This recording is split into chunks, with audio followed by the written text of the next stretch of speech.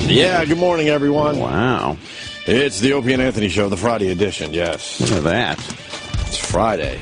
Oh, my God. It truly is.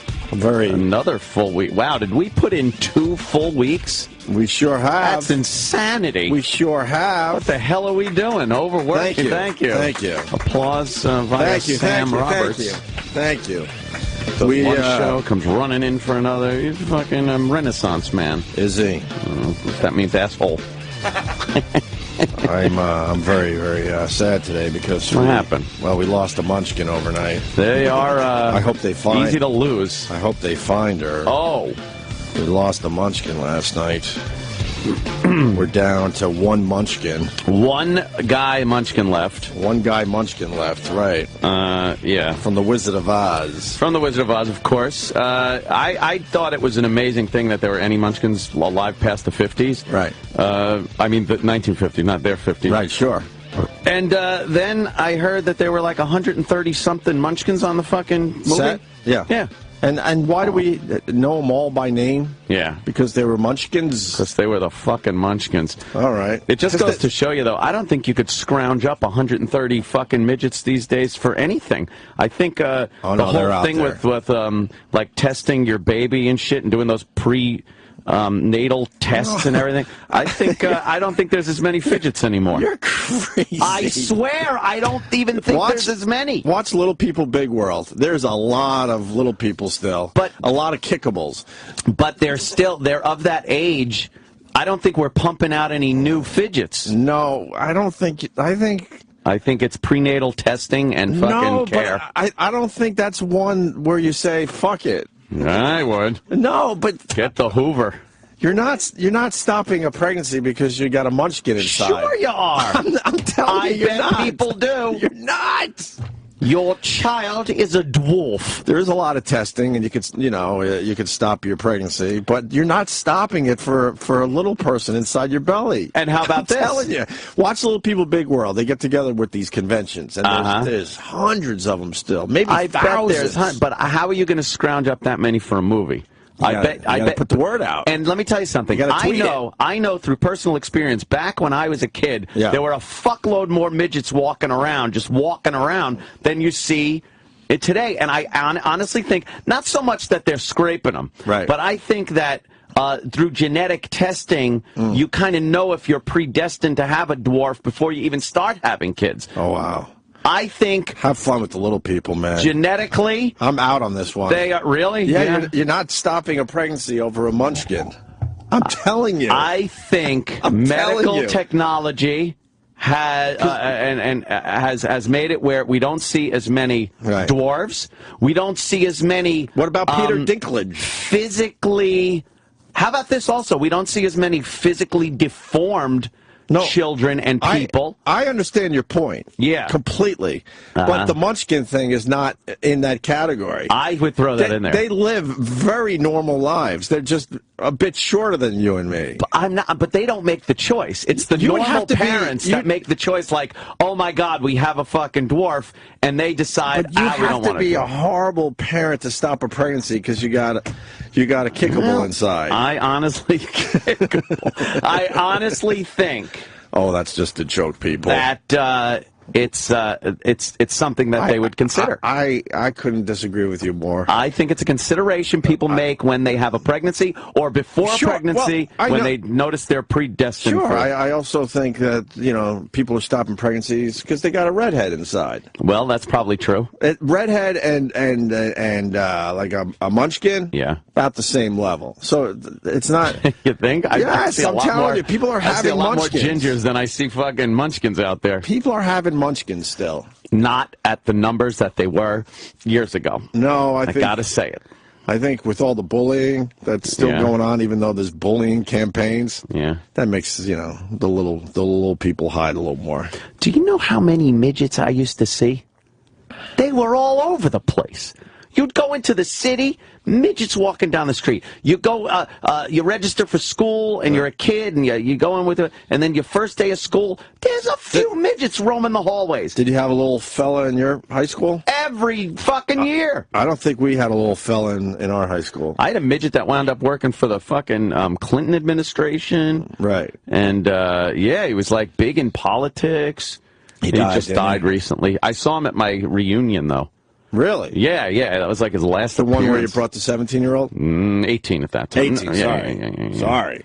Yeah, people thought it was my daughter. It was hilarious. Yeah, and we started making out. I just would not be able to do that. Dude, it's hilarious. I know a lot of people praise you for that. Oh, the girls were fucking repulsed. I love it. There's no way I would be able to do that. All those chicks that wouldn't give you the time of day. Yeah. Fuck them all in the ass. Wow.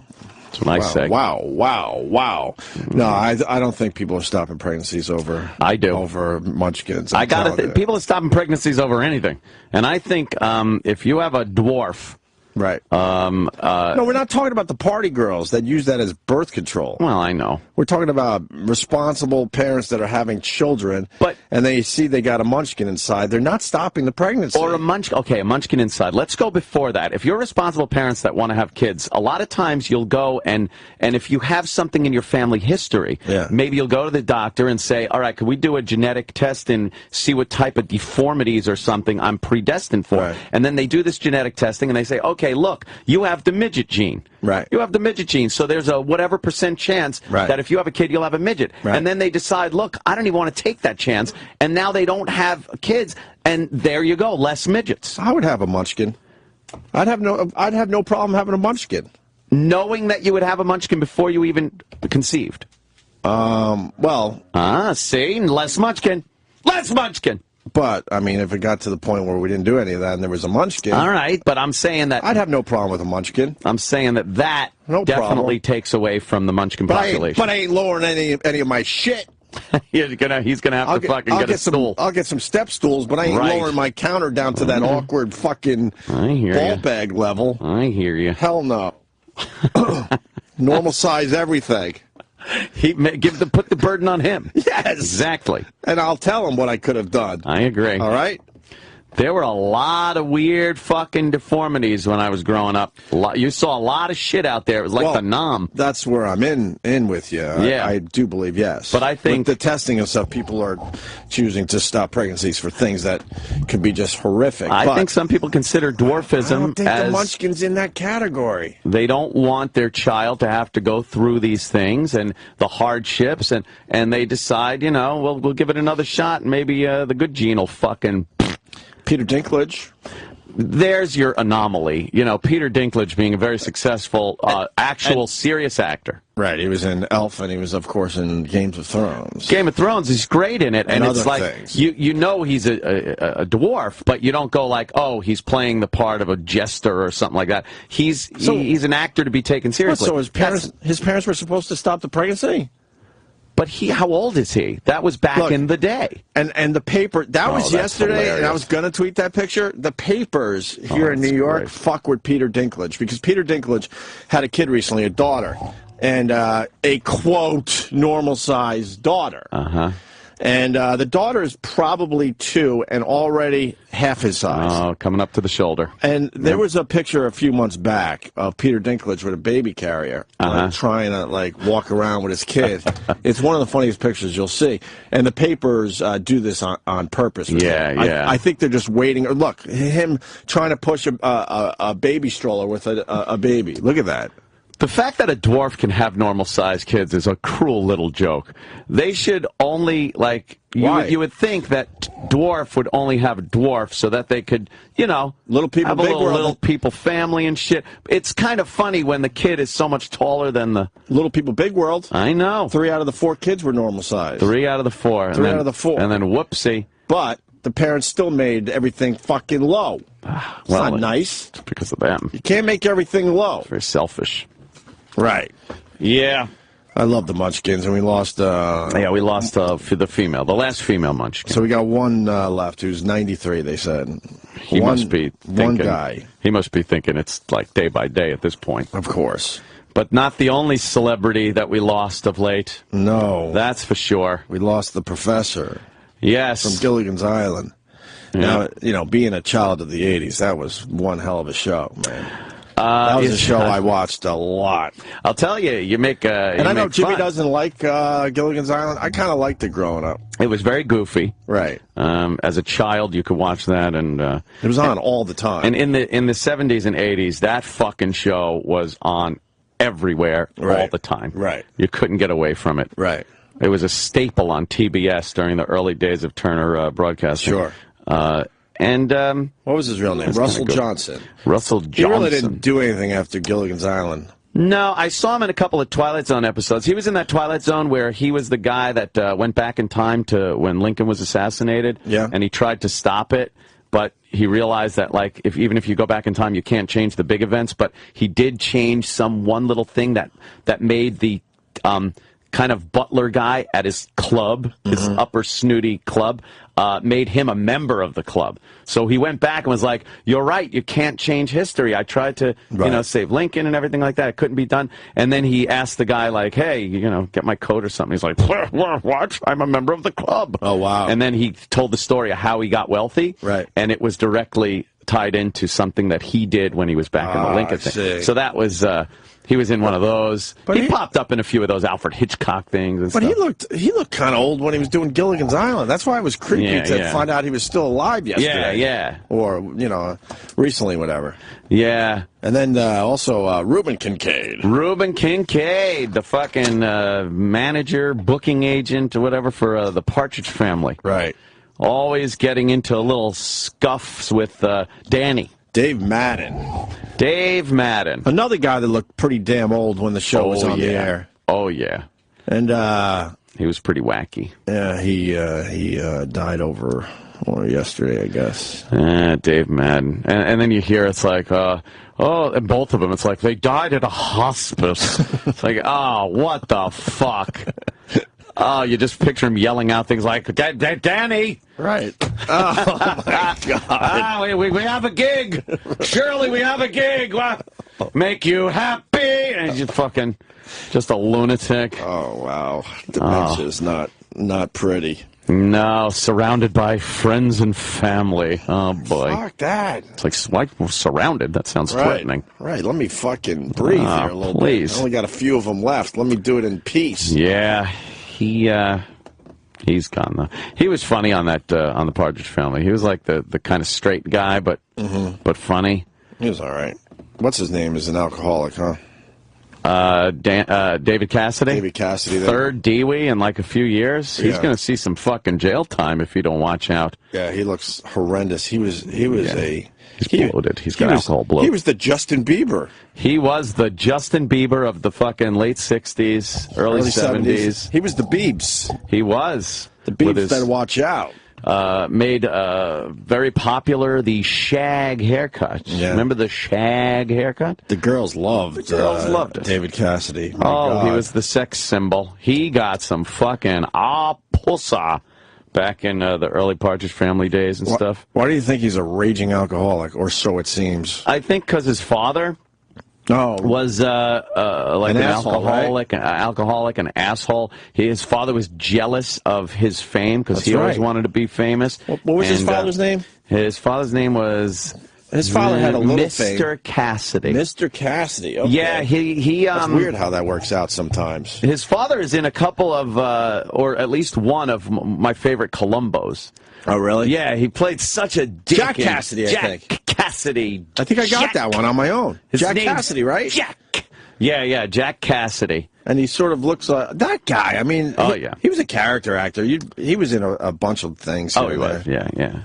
But Definitely. He was just an asshole to David Cassidy, huh? He wanted the fame that David Cassidy wound up getting, and he resented it. Never gave David Cassidy any of the kudos that I guess he deserved. He was married to Shirley Jones, who was not David Cassidy's real mother. Right. It was the mother in the Partridge Family, but it was like his stepmother. Okay. And she has talked about Jack Cassidy like, oh boy, that was a fucking dick. Yep. So there you go. Two of them gone from the old childhood.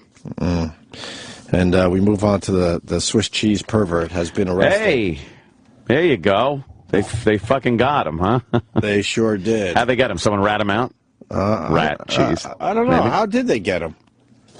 Actually, they just knew who he was because of that picture. They had a pretty good picture of him, and enough people saw it where it's like, oh my God, that's fucking, that's Bob or whatever his name is. I don't know. I think about these type of things. Do you? Jerking off with the with Swiss cheese? Yeah, me too.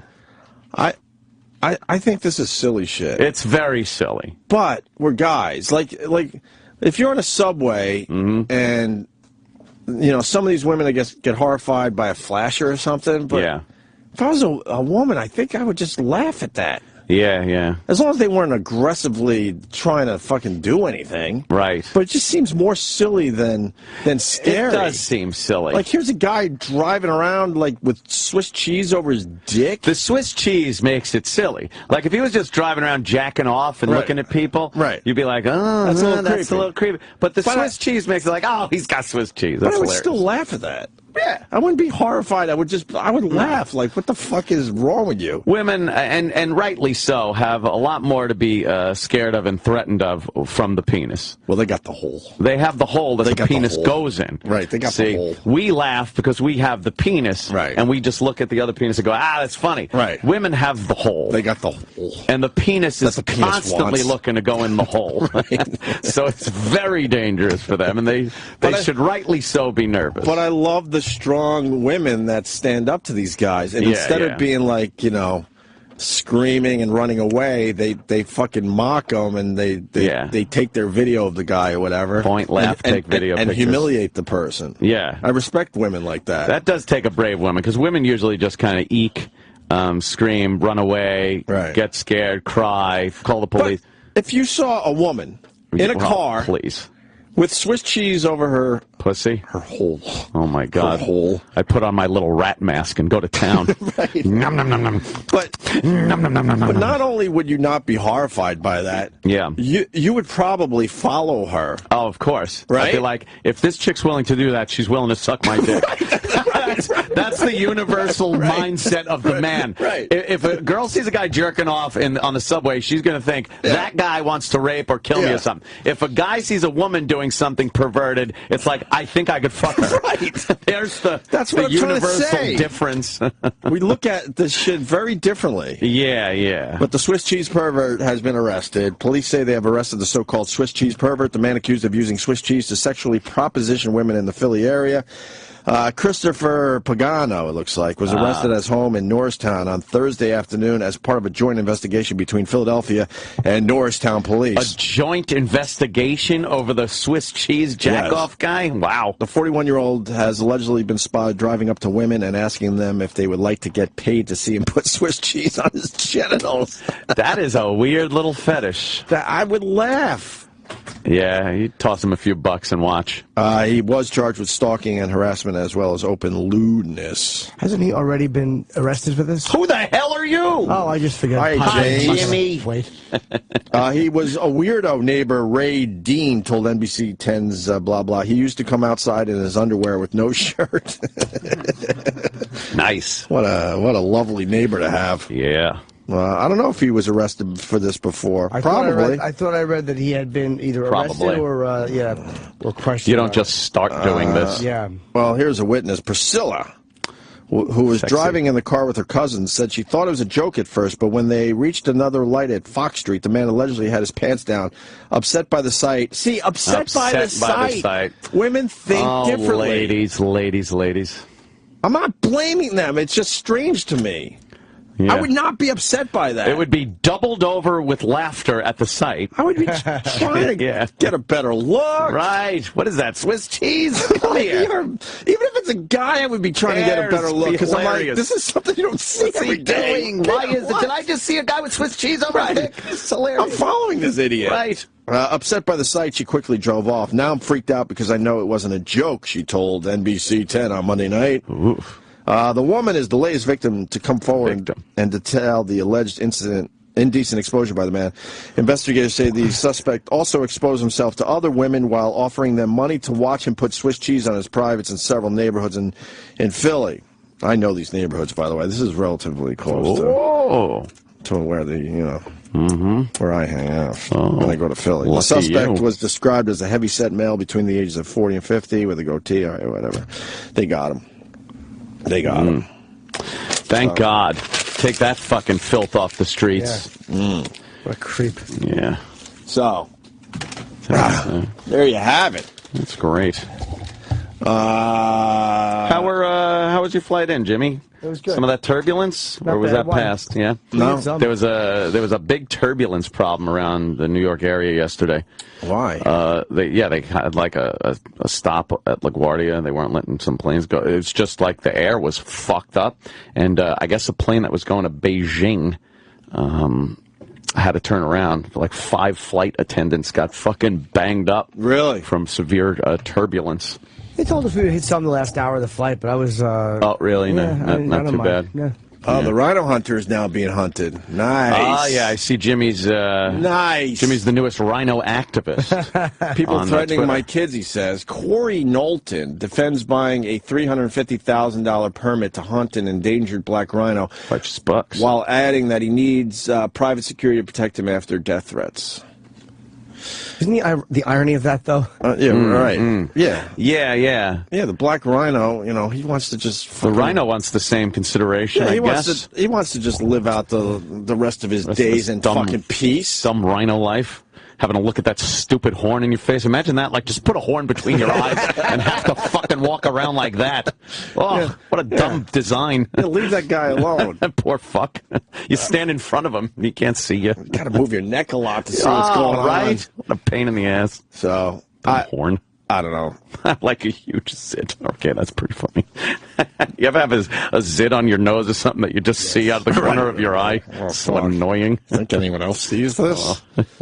Yeah, that's just gluttony. Yeah, now his argument is the $350,000 is going towards saving the animals. Some type of animal preserve. But that's how they justify it, because they know they know it looks horrific out there. So they're like, oh fuck, we got to. Jimmy had a good analogy though, the 9/11 analogy. That was yours? Yeah, that was good. What was the 9/11? He said that's like saying 9/11 was a good thing because it made air security on aircraft better. It improved air security. It's like, okay, but that's the byproduct of it, but. And here's the problem. They're not going to stop at the one rhino. Now that this was successful, they're like, oh, this was successful. Pump out some more rhinos. And then the rhinos aren't going to be as old and decrepit. How about Fast forward, it's going to be young baby rhinos. How about you pay less, right? You pay a lot less, and then you hunt them with a paintball gun. And then you just... Right. It's like, oh, I would have got him. That would have been the death shot. It would have been the kill shot. It would have been great. Then give him a tranquilizer so it looks like he's dead. Take your stupid fucking picture. I'm a man picture. Look at me. These fucking rhinos are addicted to the fucking tranquilizer. We can hold up the head. Shot every week. You can hold up the head with the fucking horn. Look at me. I don't get it. I don't either. I don't appreciate that whole thing. I mean, this goes way beyond just hunting, I think. Yeah. I think. It's gross. Yeah, it is. There's a mindset there that is a lot different. He said, this is why I hate this guy so much. He said, I'm a hunter. I wanted to experience a black rhino. I wanted to be intimate. I want to be intimately involved with a black rhino. Intimately involved? This is what this cunt said. What does that even mean? If I go over there and shoot it or not shoot it, it's beyond the point. Do we have the clip of this guy? I'm on CNN.com right now. It looks like there could be a little audio clip. If he considers that intimate, he's dangerous. Like, I want to be intimate with a woman, so I'm just going to fucking choke her out, crush her windpipe. To be fair, he's not dangerous. There's a lot of guys that think like this. Well, I know. Yeah. A lot of guys. They're probably yelling and screaming at their radios right now. Well, I just don't get it personally. Because the rhino's dangerous because he can no longer reproduce and he's aggressive towards... Shut the fuck up. Let nature handle that. That's fine. Right. I don't care about the old rhino. That's not the point. Here's the clip from Piers Morgan. Oh, first of all, let me state for the record, I hate Piers Morgan and don't agree with anything. But you love him when he's on the show. Yeah, well, actually, last time I had a little debate with him. That was fun. Had a bit of a debate. He just blurted out fucking half-truths, and I blurted out facts. There you go.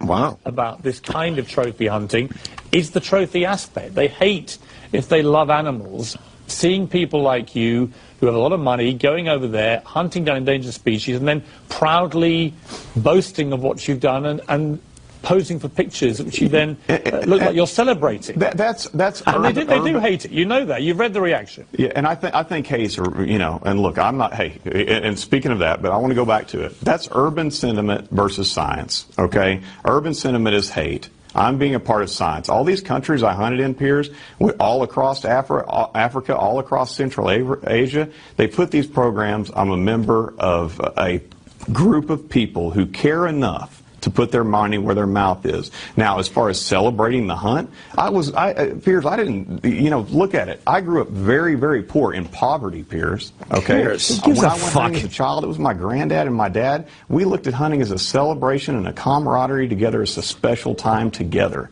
And that's how I was. I understand these people don't understand it. They didn't grow up that way. Okay. Piers, you know, just like the gun thing. You've been attacked just the way I am about your views of guns. Okay? And we're human beings, both you and I. I don't think you should be hated because you believe that. I don't think I should be hated because I lead my life a certain way. Wrong. You know, they're threatening my children, Piers. They're threatening to kill me. The FBI is alerted. The Las Vegas SWAT team is on alert. I have security going everywhere I go. That's the hate that I'm dealing with. But why do you need it, though? You have a gun. The reaction. Pause. That's crazy. Why do you need it? You have a gun. Yeah, you fucking cunt. You want to pay all that money to hunt something because granddad and you and dad? Who gives a fuck? Who cares about what you and your dad did? That's not my business. I mean, he had to know. This was in every newspaper. That's why it was anonymously, and they were outed. He did it anonymously. He did know. You had to know. Yeah, this is one of those. And you still did it. You knew this would cause problems, and you still did it. This is one of those issues that really get people wound up. Yeah. I don't agree with killing endangered species like that, regardless how fucking on his last leg the dumb rhino is. Yeah, I'm putting my money where my mouth is. You're not helping. That's how I do it. You're not really helping, because would you just give up that money anyway for the cause? Right. No, he wants the, you know. You want to kill a black rhino. You want the payoff. Stop with the I'm helping. You just want to kill an endangered species. It's like when you contribute to PBS, I want the fucking tote bag. All right, I want the tote bag. Yeah, you just don't want to give up the money. I'm not just going to give up the money without the tote bag. If you were a real man, you would say, you know what, this is fucking crazy. Yeah. I know people are not going to be happy with this, obviously, because of how we even did this behind closed doors. Yeah. So I'm paying my $350, but I've decided to let the rhino live. That would have been a major fucking move. Right. Here, push play again. Pig. Has the reaction, however well-reasoned or unreasoned, has the venom of the reaction and the amount of the reaction made you think twice about going through with this?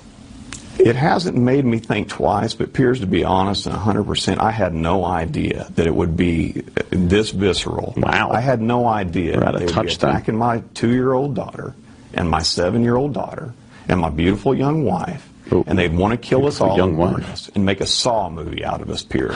These are the type of things that I'm getting, okay? Now, look, you can say what you want to say about hunting and say what you want to say about me and say, okay, it's an egotistical thing. It's not an egotistical thing. It's a belief system and a belief in conservation for me, Piers. Can you pause again? That's what it is. And wait, he still has a chance not to kill the black rhino? Yeah. And he pretty much said there he's I guess he's saying go fuck yourself. Yeah. I don't know. But now that your kids, you feel like your kids and your family are in danger, and you're going to still go through it? Ugh. Well, it's not about ego. It's about his conservative.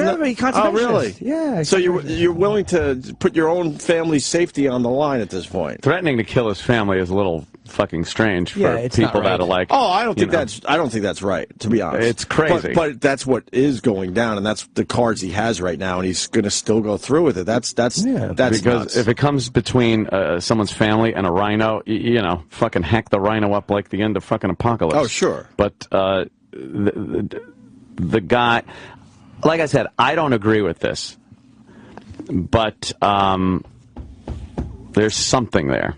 I'm not 100% on the other side either. There's some $350,000 going towards some fucking dumbass African nation would probably help those motherfuckers out a little. I almost said something other than but motherfuckers. Isn't there another way to get that type of money? Well, you want something in exchange for your money. We all do. and this guy wants some fucking excitement of the hunt kind of a thing. Right. It's an end justifies the means kind of a thing, Yeah. and obviously a lot of people don't think that the means justifies the end. But I guess he has a belief and he has a point in this. I don't agree with it. He's a pig. I don't agree with it. There's a black rhino somewhere that has no idea that he's causing all this guff. Right. Yeah. Let's get to the end of this clip. And you have a belief about firearms. You have a belief about a lot of things. I respect your belief. Man, if I was right there, Pierce, I'd hug you. Okay? I'm a good human being. Just because I have a different belief than them, I don't hate them. I respect them. It's just like Bob Barker, okay? What? He said what he said about it, all right? Oh. And Bob is a well... Spay and neuter the rhino? Is that what he said? Loves spaying and neutering. All right? But if I want to learn about The Price is Right, and I want to learn about Plinko, I'll talk to Bob Barker. If I want to learn about conservation, I'm going to defer to the experts at the IUCN. I'm going to defer to the experts Bob Barker doesn't know anything but Plinko. Okay? And the fact that was a good burn. All this hate that you're talking about. The one thing I will say to Bob Barker is the price was wrong. The contribution would have been much higher. And everybody would have been much better for it, even up to $1 million. They scared these people away because they didn't want to go through what I'm going through now. All bidding on just to go out and kill something that's endangered. It's like, I don't care where the money goes, because the point is that these guys are just fucking pigs who want to go out and kill something. I want to be intimately, and picture that voice saying what he quoted as saying, I want to be intimately involved with the black rhino. Seems to set a bad precedent. Oh, he's a scumbag. He looks like David Duchovny, and he's a scumbag. let me say hi to Harry in Nevada. Harry. Nice hat, Harry. What's up, Harry? Thanks, guys. How are you? We're good, man.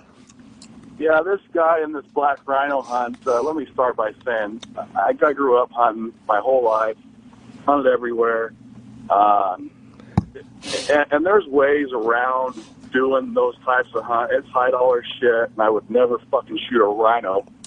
A lot of these guys, they'll go out and they'll dart these animals, and they'll go measure it, and the animal gets up and walks away, and they go measure the horn and shit like that for them, so they can fucking have it replicated, hang it on their fucking wall. I don't know who would ever want to kill a rhino, but there's ways around. I bet that fucking thing's too old though to fucking dart at this point. You know, some kind of an anesthetic, a trank dart is probably dangerous to an older animal like that. Sure. Yeah, I kind of came in the middle of it, but I don't fucking agree with it as a fucking hunter. And I think there's a much bigger problem that isn't being addressed with such vim and vigor here in the United States, and that's poaching that's going on. They try their best over there in Africa, but they do have limited resources to catch a lot of these poachers. Right. But that is a much bigger threat to a lot of these endangered species than an American dumbass hunter that wants to spend over $250,000. It's the same thing, though. It's the piggish. It's like knowing something's endangered and wanting it anyway. Like, there's something just so fucking gross about it, and it's not. It's like we all eat meat, and you know what I mean. And people who hunt and kill, whatever. That's whether it's coming through a hole in the bathroom wall or it's on your plate. I said eat meat, not sit on it. But you know, it's not about being holier than thou for anyone that hunts. It's not. There's something so gross about knowing the situation that this animal's in and doing it anyway. You're just a cocksucker if you do that. It's gluttony. It's absolute gluttony. That's exactly what it is. It's just, I don't know. Well, that guy was an avid hunter, and he doesn't agree with it.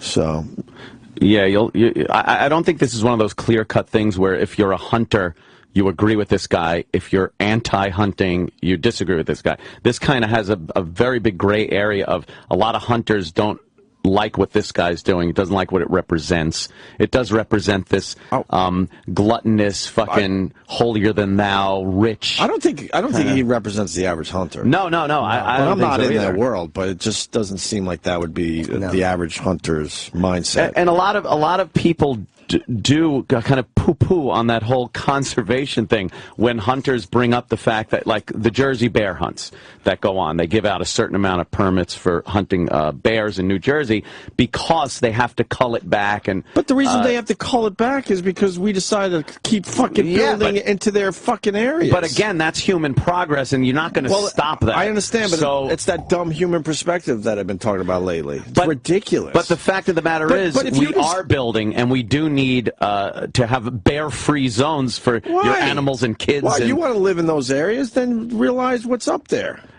That isn't the way things work. I understand it doesn't work that way. It isn't the way things work. But I've been watching some of those Alaskan shows.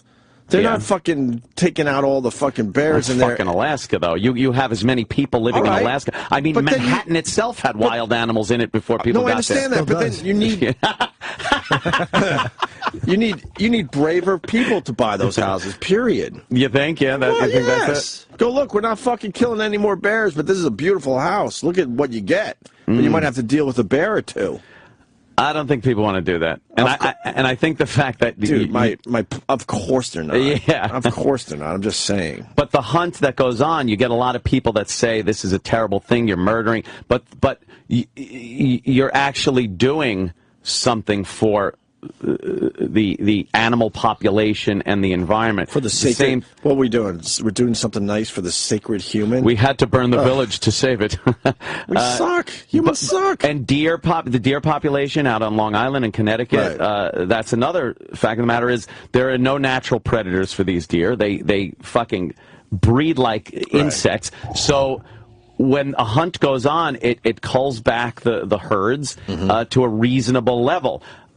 Now, animal rights activists reasonable level, so the humans could take over everything. But exactly, we're just another animal on this planet. How ridiculous that is? Not really. If you look at it like we are just another inhabitant of this planet that needs places to live. We need a place to live. Right. We're increasing our population. But we need places to live. We need land to live on. And unfortunately, we win out over the animals that formerly occupied that property. That will be our downfall eventually. Eventually, the disease, little pestilence, whatever culls our little herd back. We're out of control. Out of control. Humans are completely out of control. Bacteria festering on this globe. Right.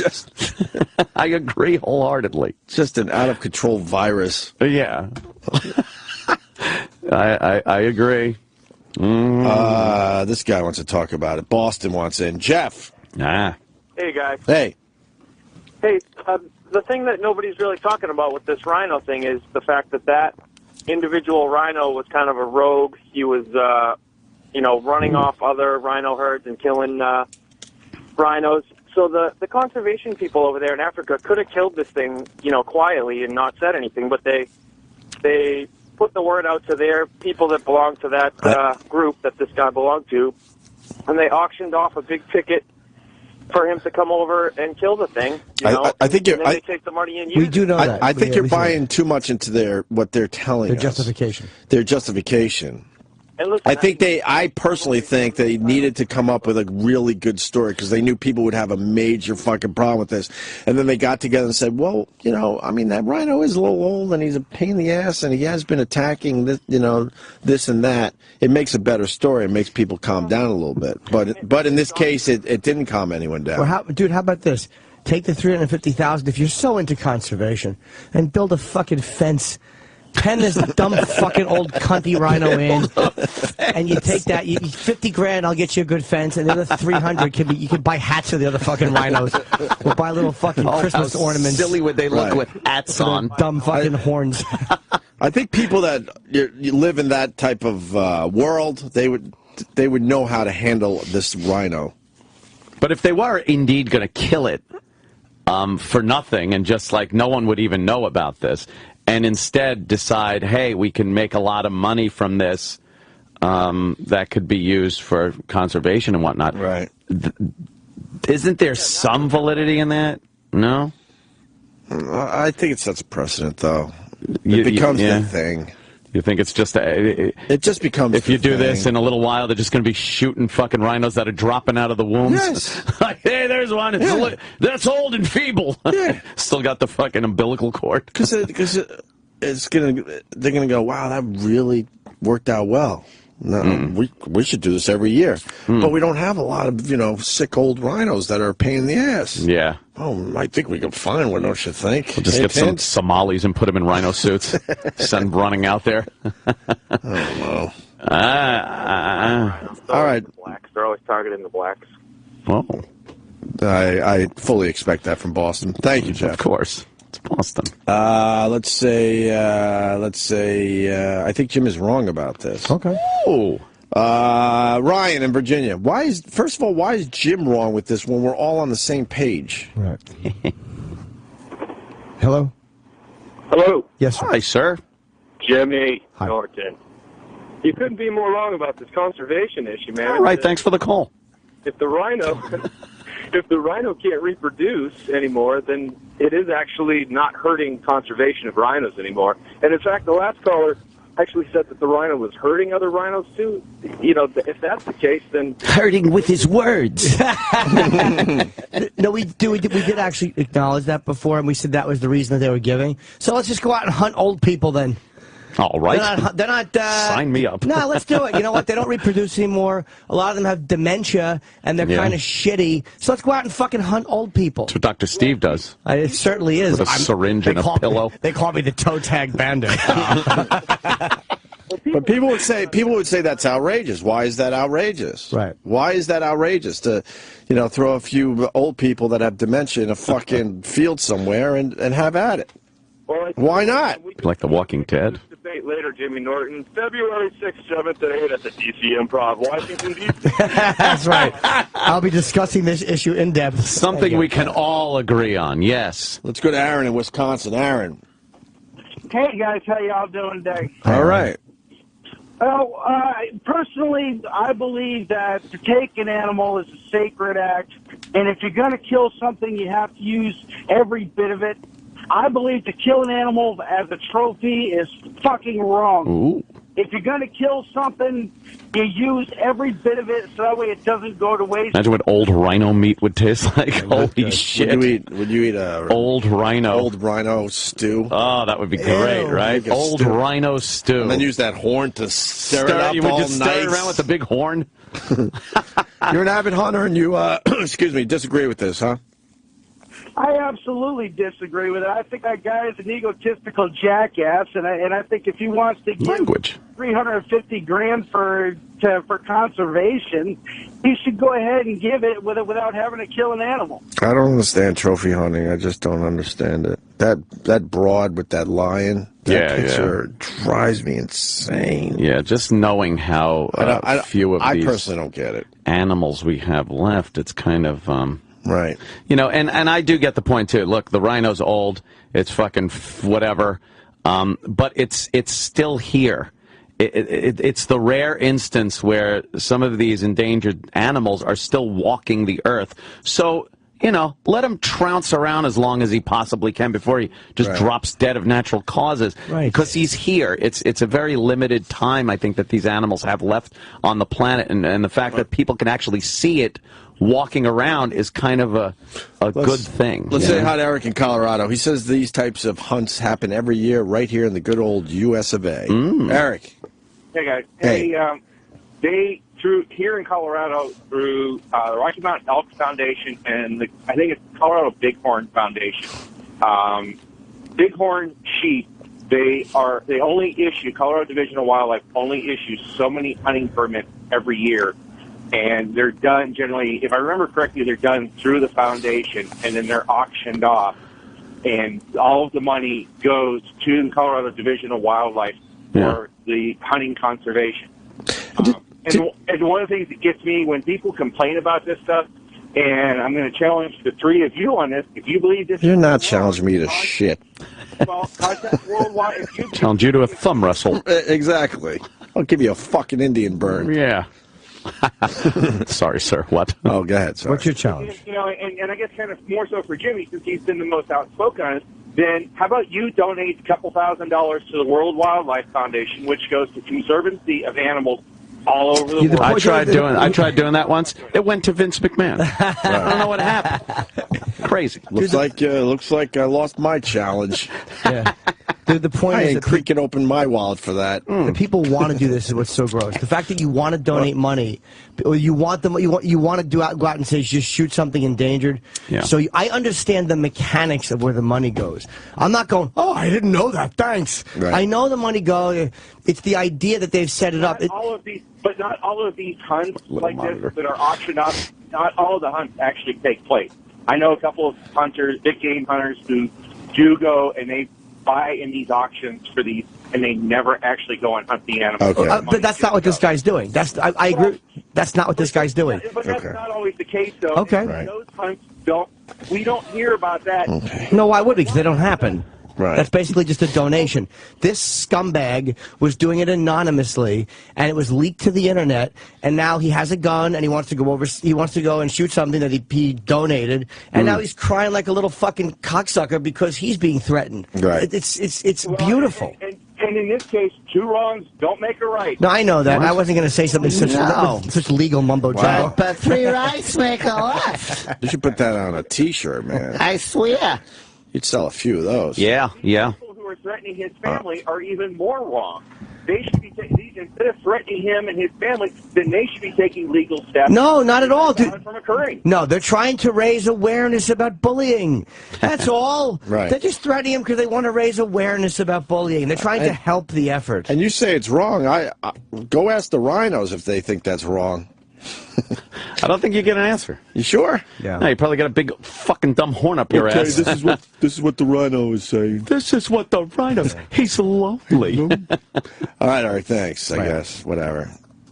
They're terrible responders, rhinos. Well, that's why. Yeah. That's why they have to make all those rules. How many of a specific animal they could kill because they know us as humans. We would just fucking kill every bear. We're very bad at that. Humans would have no problem killing every bear that's out there. Yeah.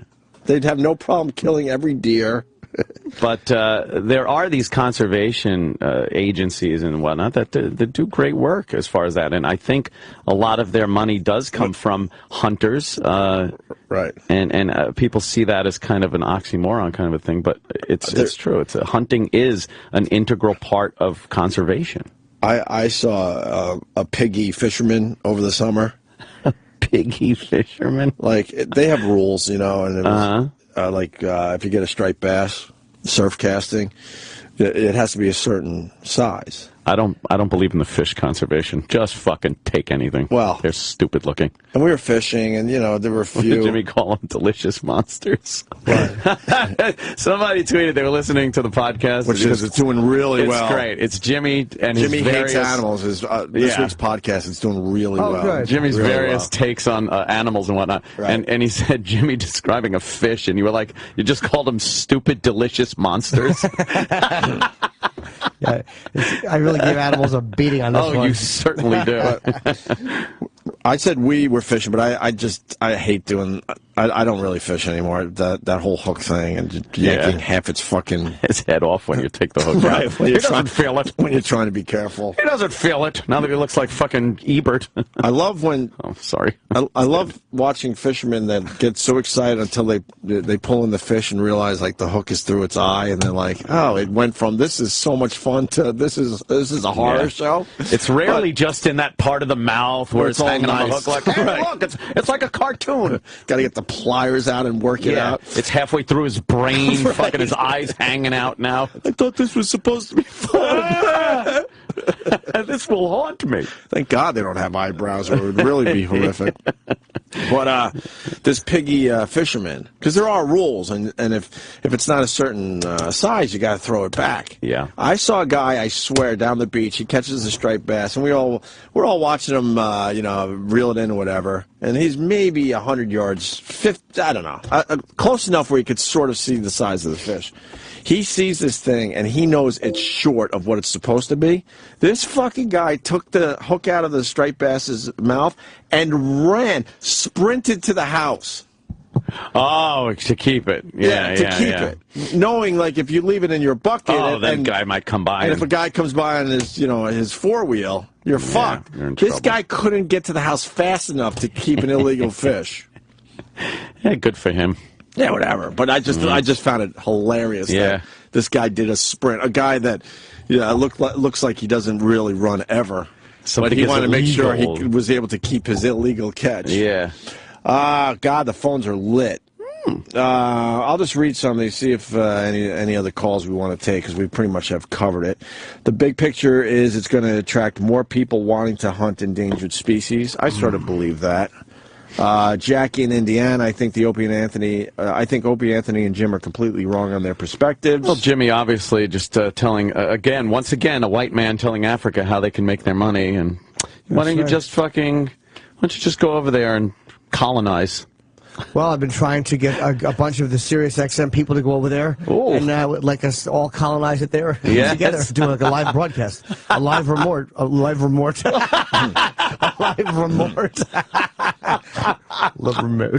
A friend of mine's father's a big game hunter, and he has hundreds of heads. Oh, God. Yeah, I shot a Monopoly board the other day. A big game hunter. This guy has a joke. Wow, wish it was in front of your face.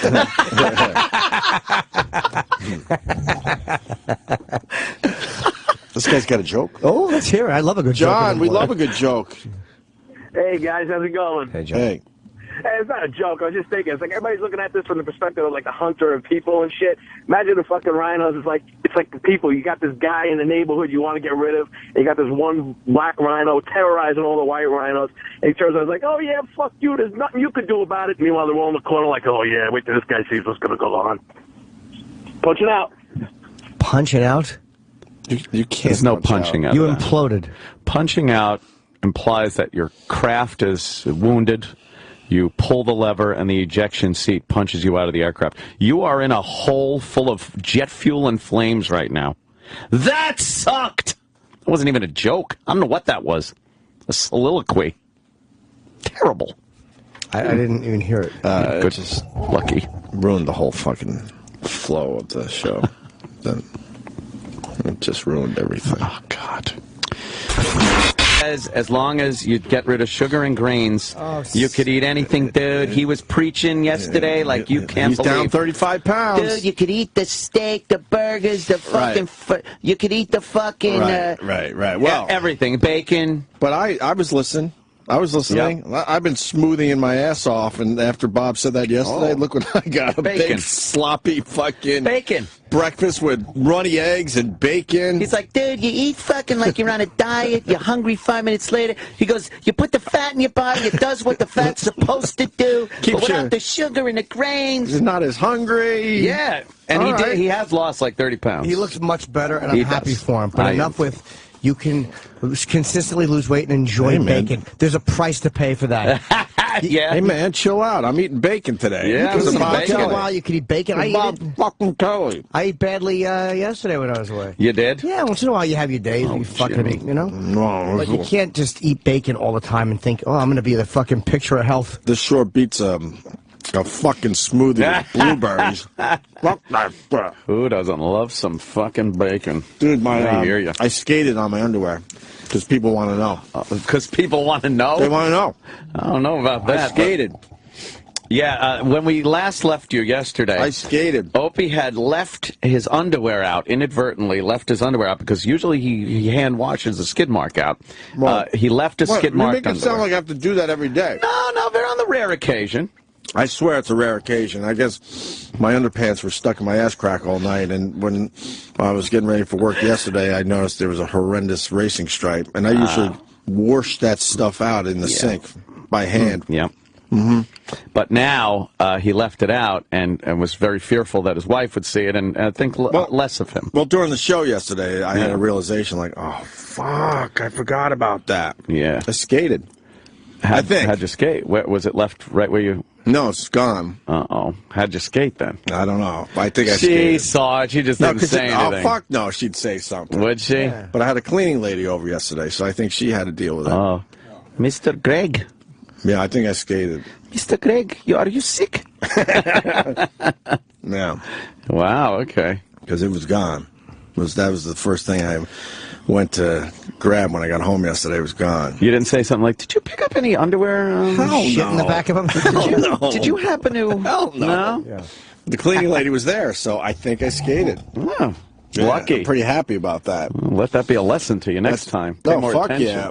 I haven't had to wipe shit out of my underwear probably, I'm 45 in probably 33 years. Wow. When I was 12, I might have had a sharding accident here and there. I You sharded are recently on the squeaky floor. clean, Jimmy. Recently, I sharded on the floor. I got up probably about 2 months ago. I was pissing, and I'm standing up, and I just went to cut a gasser, and it shot out, and I ruined my bathroom mat. Oh, my God. Dude, I had to just roll up my bath mat and take it and throw it in the fucking... Like a mobster with a body. Yeah, exactly. Yeah. I killed a little shit snitch and threw it down the That's dumpster. fucking disgusting. Oh, my God, man. But, you know... Yeah. My underwear never gets stuck in my crack. Well, it's happened. First of all, you What are need you gonna do? good new underwear. Yeah. Baggy underwear tends to, half of it's up your ass, the other half of your balls are hanging out the side. Needs that. Get new underwear. Yeah, I got new underwear. All right. I'm taking care of Let's use baby wipes. Baby wipes are probably better. It's not a problem. It was a one and done. That's occasionally. It happens more than it You should. should get a bidet. A bidet? It happens more than it should. How do you know? Because you've talked about it. You've talked about it. You ever say fuck it and just have to go hit the showers? Oh, yeah. You just say, nah, fuck it. Of course. There's no solving this dilemma without going to DEF CON fucking. Of course. Yeah. Of course, yeah. Anyway, what else? I'll show you guys my method of ass wiping if you want. No, that's all right. I'm telling you, it's very I ain't effective. sticking fingers all the way up my asshole. Not a whole lot, just a little piece just to get in there. No. Just to clean it out. No. Look at that. All of a sudden, then you put the paper and it comes out, there's nothing on it. You're like, job well done. I don't know what that's about, but that's not normal. It's very clean. Yeah. Wrapping your finger in toilet paper and then kind of shoving it The in. idea of my ass being dirty and sore, like it gets sore, like it did at Marvin's house that day, it scarred me for life. Remember at Marvin's house, yeah. Yeah, I put toothpaste in it, yeah. Oh, weren't we talking about Gary Gilmore just the other day? Now the anniversary? Why does this happen to us? Because we hit on a lot of topics. It's so strange. Gary Gilmore, we were just talking about him a couple days ago. Let's do it was his final words. Let's do it before they shot him by firing squad. And rumor has it, I don't know, I still don't believe if it's actually true, but supposedly that's where Nike got their slogan from Gary Gilmore's last words. Really? Some people say. I don't know. Is it that on their official Wikipedia page? That sounds like urban legend. Wait, just do it. Just do it. Let's do it. Just do it. What was Gary Gilmore's last words? Just do it. I don't know. Yeah, so that's bullshit, because I think he said, let's do this, or let's do it. Anyway, it's 37 years ago today. It was, is it in you? Right. Yeah. And happy birthday to Muhammad Ali. The great one is 72. I wonder if you could make a deal, like, with a website or something. So your family could get money if you're being executed, and your last word is the website name. Wow, that's a great fucking... you pay off your family. Right. Something like that. Yeah. You write it on your forehead and tell them not to wet the sponge, so it's just like smoking and flaming web address out of your head. I don't know. Yeah. Does Opie wash his underwear in the bathroom sink, and does he clean it before he brushes his teeth? Ooh, do tell. Clean what is what? this, an AMA? Underwear. No, your underwear. No, he said wash his underwear in the bathroom sink, and then does he clean it before he brushes his teeth? The sink, yeah, you clean the sink. Oh, the sink. Sink is self-cleaning. Well, you use your toothbrush to clean the underwear, the skid mark, and then you brush your teeth to clean with what you pick off the fucking underwear. Use that on the old teeth and gums. Well, let me teach you assholes something. If you're washing your underwear in the bathroom sink and then you brush your teeth afterwards, what would be the issue? What, are you fucking rubbing the bottom of the sink with your toothbrush? Exactly. What would be the issue? Shit particles. Well, they say shit particles go from the toilet anyway and reside on your toothbrush. I saw that on Mythbusters. We inhale Jimmy's shit particles every day. That's right. They are little molecules. All right. Of shit particles that make the stench of farts, I guess. I would have to assume that's what's going on. If I may be so scientific. Man, you throw some air over shit, that's rough for everybody. It's true. I don't know. A lot of birthdays today. You got the Muhammad Ali, 72. Yeah. You got the Betty White. Betty White's still going strong at 92. That's crazy that woman is still working and has a mind. And big time mind. Crazy. 92. James Earl Ray's 83. Really? That's a coincidence. It's very... Why? Well, Martin Luther King's... Martin Luther King Day is Monday. Oh. Right? I thought it was the guy from This is CNN. James Earl Jones? I swear I just thought. Wait, it is James Earl Jones, but I said James Earl Ray. Oh, no, it's really that's confusing. different. It's actually that different. All right, it's James Earl Jones' birthday at 83, but I said James Earl Ray. All right. Yeah, I didn't think they would put it so close to. Yeah, that explains like Martin Luther King Day. Right. Maury Povich is 75. We haven't talked to him in a while. No. We reference him a lot. Jim Carrey. Yuck. Yeah. You like Jim Carrey? I used to. Used to, right? He's another one of those guys that his political ideology and just general nonsense has been one of those things that have just turned me off to his comedy. But if he makes a good movie, can't you, like... No, I can't get past it. You can't blow that shit off anymher. I can with a lot of people, and I do. But not him. But not him. He's one of those that fall into that category, like Michael Moore falls in, fucking that other asshole fucking with the big forehead on HBO. Bill Maher? Bill Maher. Oh, Bill like, Maher. But Bill Maher was always an asshole no matter what. But even Jon Stewart. He's just a dick of a person, Bill Maher. Jon Stewart's entered that whole realm, too, whereas his whole nonsense, white guilt, and political ideology has just turned me the fuck off to any funny thing he might actually say. Colbert rules compared to him. I think so, too. Colbert's great. Jon Stewart turned into a goofball. And Colbert's no more conservative or Republican or anything than Jon Stewart is. He's just as much a liberal as Jon Stewart. He is, right? He's just playing a part on But he plays that part, Central. and it's hilarious, and he's not this... He'll slip it in such a funny way, his liberal politics, that it's funny. Jon Stewart sits there like he actually knows all the facts. He's condescending to anyone with a different point of view. Like, oh, you're one of the people that think that way. It's like, fuck you, man. There's an open debate about every person's ideology. No one knows everything or is right about everything. There's always an opposing argument. Right. That's why I like getting into debates with people on Twitter and whatnot and here. Debates? But to sit there, call that debating? I do. I rarely insult people unless they just, throw insults back at me. But I have genuine, intelligent debates with people about subject matter on Twitter. But he's one of those people that just likes to... oh, this asshole thinks this way. We all know the right way is what I'm saying. Fuck Jon Stewart, cocksucker. I love when I look at Twitter late. It'd be like 3:40 in the morning. I'll just see 10 consecutive Anthony tweets, and you read them, and so I can't even read what the other person's saying. I'll just read his responses. It'll be like, yeah, well, look up the facts. Yes. Yeah, well, I have the numbers. What are you talking about? I have shit in my note app. Yeah. In the phone is all like FBI crime stats. Right. This, that. I have fucking I could pull up statistics in a second. Colbert is way funnier. Yeah, it's because the way he handles it. The way he handles it. He's goofing on every kind of conservative, Republican, right-wing talk show, and it's hilarious. So Carrie wants to take your guns? Carrie hates guns. Hates guns.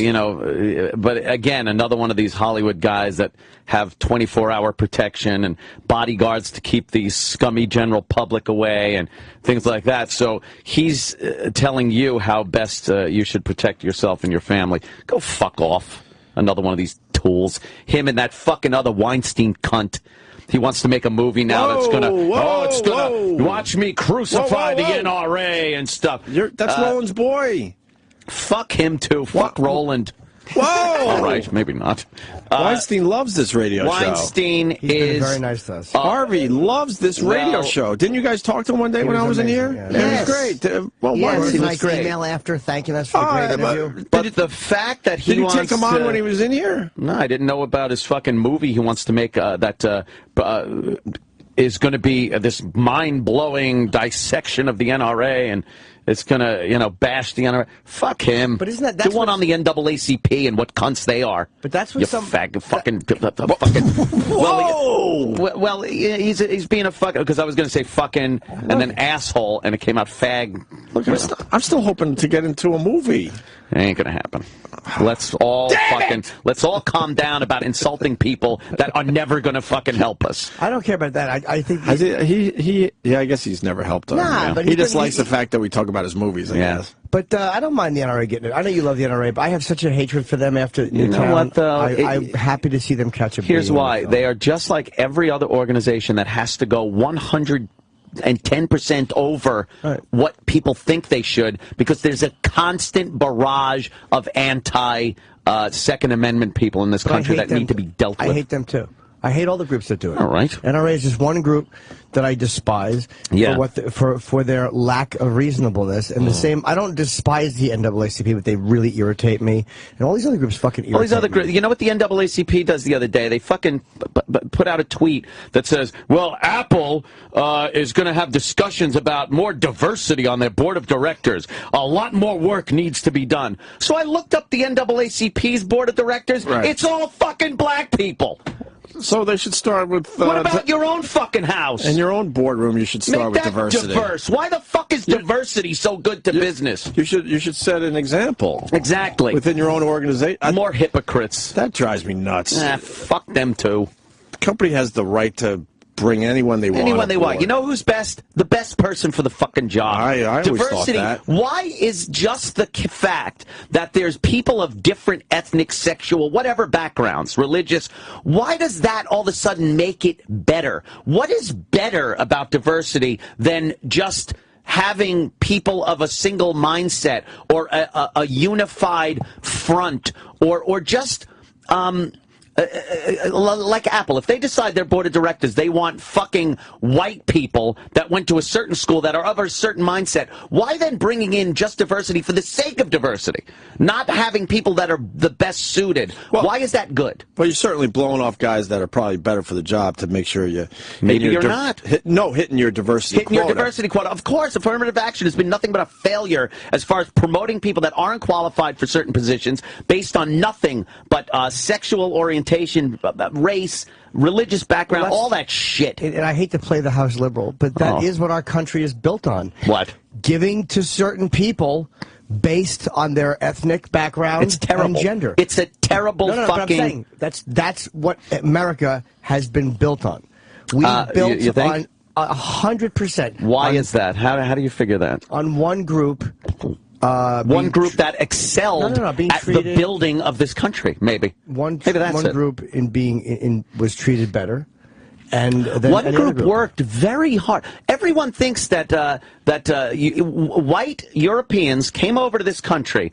All they did, here's the liberal take on what happened in history. White Europeans came over to this country, slaughtered all the wonderful fucking living beings that were over here, got somehow the natural land and God himself shined this light on white people and gave them privilege to and built everything for them and gave them this great thing where they're so much better than everybody. Do you realize what a fucking shithole this place was before white Europeans came over and actually through innovation, education, and hard work built this country that now wants to be claimed by everyone else? Hard work, technically. Hard work? Let's be honest, a lot of the hard work wasn't really Do you understand the by small percentage of slaves that actually were owned in this country as opposed to the white people that actually came here and worked their own land and worked their own homesteads and ranches? There was any percentage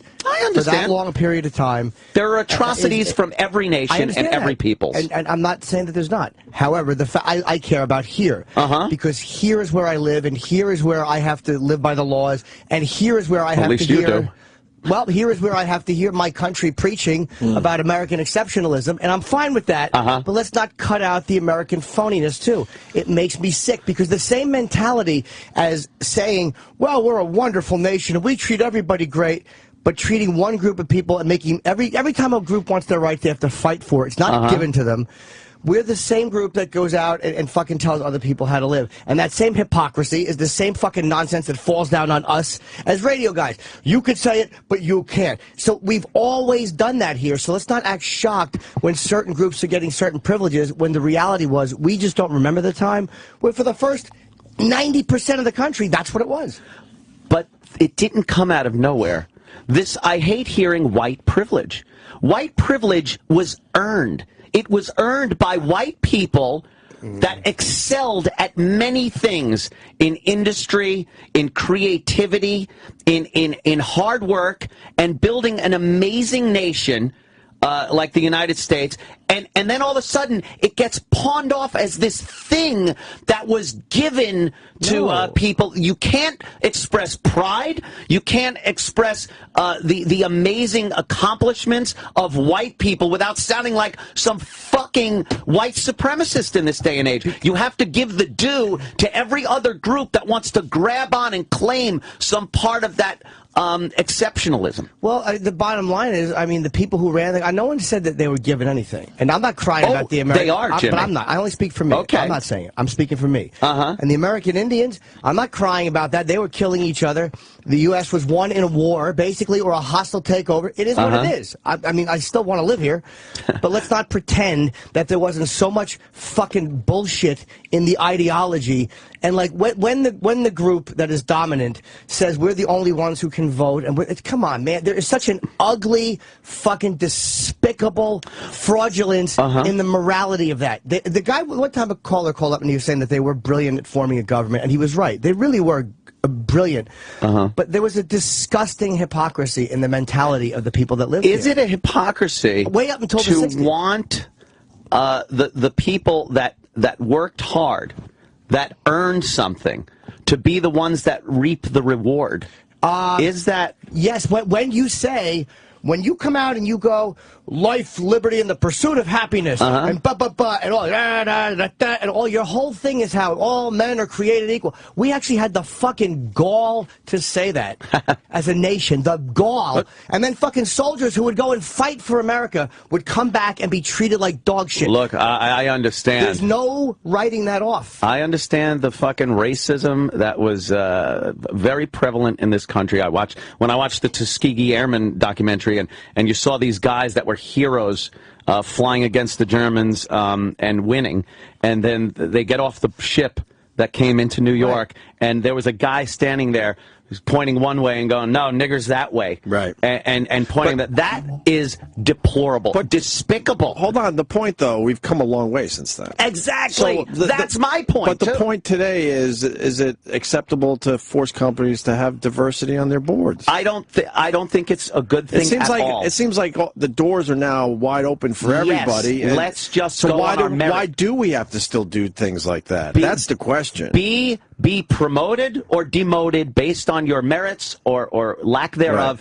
This affirmative action, to strong-arm a company, needing diversity, and to tell them that they don't have enough, I would assume, black people on their board, and we're going to keep a close eye on them. That sounds crazy. When you hear things like, "Oh, what is it supposed to be? A bunch of old white men?" It's like, what became so bad about old white men? Why does that symbolize this? Hold on. But Apple has proven that old white men on their board, if that's what it is, it's probably more middle-aged white men, I would assume, has done very well for their business.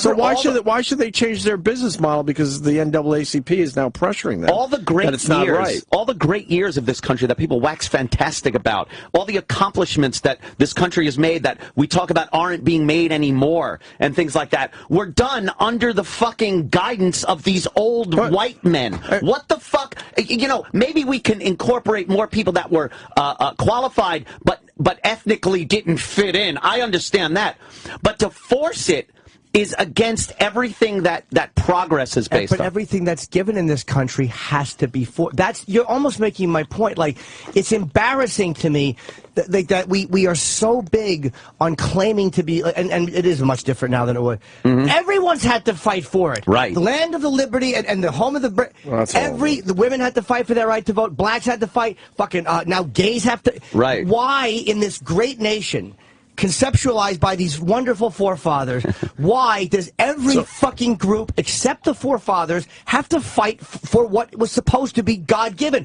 They say it's an inalienable right to own guns. Right. So how come everyone has to fight for that right? It's always a fight in a democracy. But why? I don't know why. That's what bothers me. I think because whatever group there is will always want to be on top of the heap. So if blacks or any group, I hate the fucking quotas, because like you said, if Apple builds their company, why do you have... So if they're fighting and strong-arming to try to get more of what was denied for many, many years, and it's hard for me to argue this point because I know that the fucking diversity is irritating. Yeah. But, like, how are they being dicks by saying for many years? It's not like it's been even all along, and then this group is coming in going, we would like more. But we of don't this. have to make up for lost time. That's this misconception that because things were terrible, now we have to go way the other way to balance it out. And then what? Then we come back to the center and everything's hunky-dory? I don't see it that way. And shouldn't Apple just tell NAACP that, you know, mind your own business? This is our company, we'll run it the way we want? Oh, good luck with that. Good luck with telling the NAACP, mind your own business. Well, I know, I understand, I agree. But they're going to run scared now because of what the NAACP is saying? Per usual. Yes, my friend. I think that's ridiculous. I think it is, too. I don't like any type of... we lost a guy, he's frustrated because he's... the last Munchkin? No, we don't have him. We have him booked for next week, I believe. He works for the fire department. He's so frustrated that they have to hire women to hire women. The fire department is one of those. And they obviously that's a big issue that's been going on for years. They had to lower all the standards and the testing just so the women can be firemen. Sorry, I want a big burly guy that's going to fucking come through a door, run up some stairs with a big pack on and everything, and get people to safety. Just for the sake of having diversity and having women on board, you're putting lives in danger. You're defeating the purpose of the job itself. The only thing I would say about that is if they were lowering the standards to a point where it still didn't matter, then I would maybe understand a little bit. I don't think in firefighting you should lower the standards at all. I think they should all be roided out fucking maniacs on the fire department. I think it should be mandatory that you have to fucking do roids. Well, if this hadn't... But to lower the standards in the testing, crazy. Just so you can get a little diversity in the fire department, it's crazy to me. Defeats the whole purpose. If they had hired, and this, again, the fire department and stuff, but they didn't hire fairly for many years. I'm not saying the fire department, but I mean as a country, if we had just done that shit all along, and practice what we said we were built on. But here's we Jimmy, wouldn't have this nonsense now. Here's how it started, though. There weren't people clamoring to be firemen.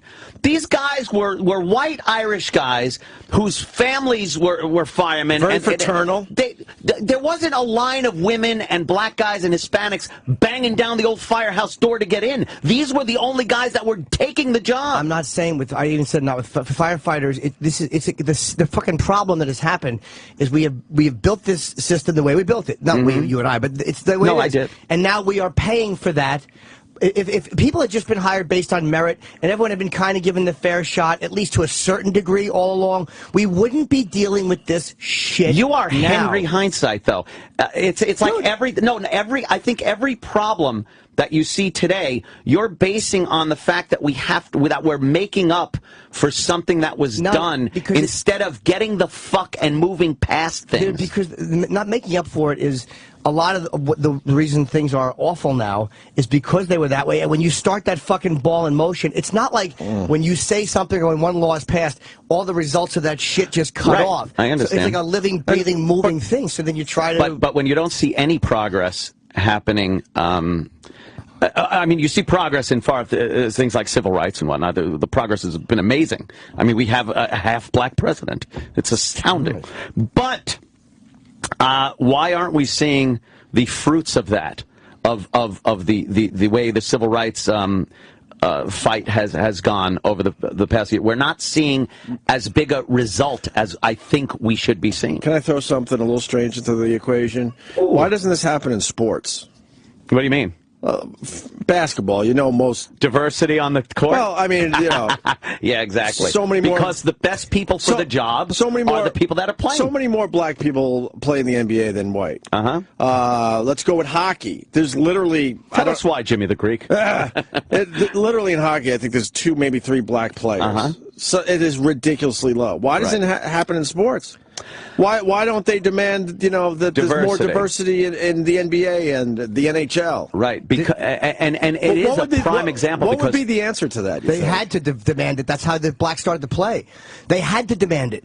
It was one way for a long time. There was a Negro League, and then they had to demand. You weren't getting the best people for that job. Right, now you That's are. what you are. Now you are. Yes. And to get this influx of short white people on the court just because you want diversity doesn't make sense, because they're not going to do the job as well as who is getting the job. Why? But why is it okay with Why sports? is that okay with a corporation or a farm or anything you want to do? Why do we need diversity for nothing more than the sake of diversity? The only thing I can think of, because I've never once heard a black complain about hockey.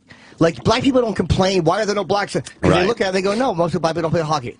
Why is there no diversity? I think it's a geographical thing, but probably, yeah. I'm sure there's a bunch of black people playing hockey. But I mean, they're not complaining about the Yeah. NHL. I don't hear black people protest the NHL. Right. I'm guessing because we watch sports, and I think we don't watch company hiring processes. Sports, you basically watch from college on up, and you're watching the best people play, and you see the process people are going through as the best. So it's like you're watching it happen. So if you're a shareholder, you want the best people for the job. Hold on. But sports isn't going to affect you personally, like a fireman. True. You have a fire in your fucking house, and there's a woman that might not be able to get the job done because she can't carry as much shit as a man. That affects you personally. That affects your life. That's exactly.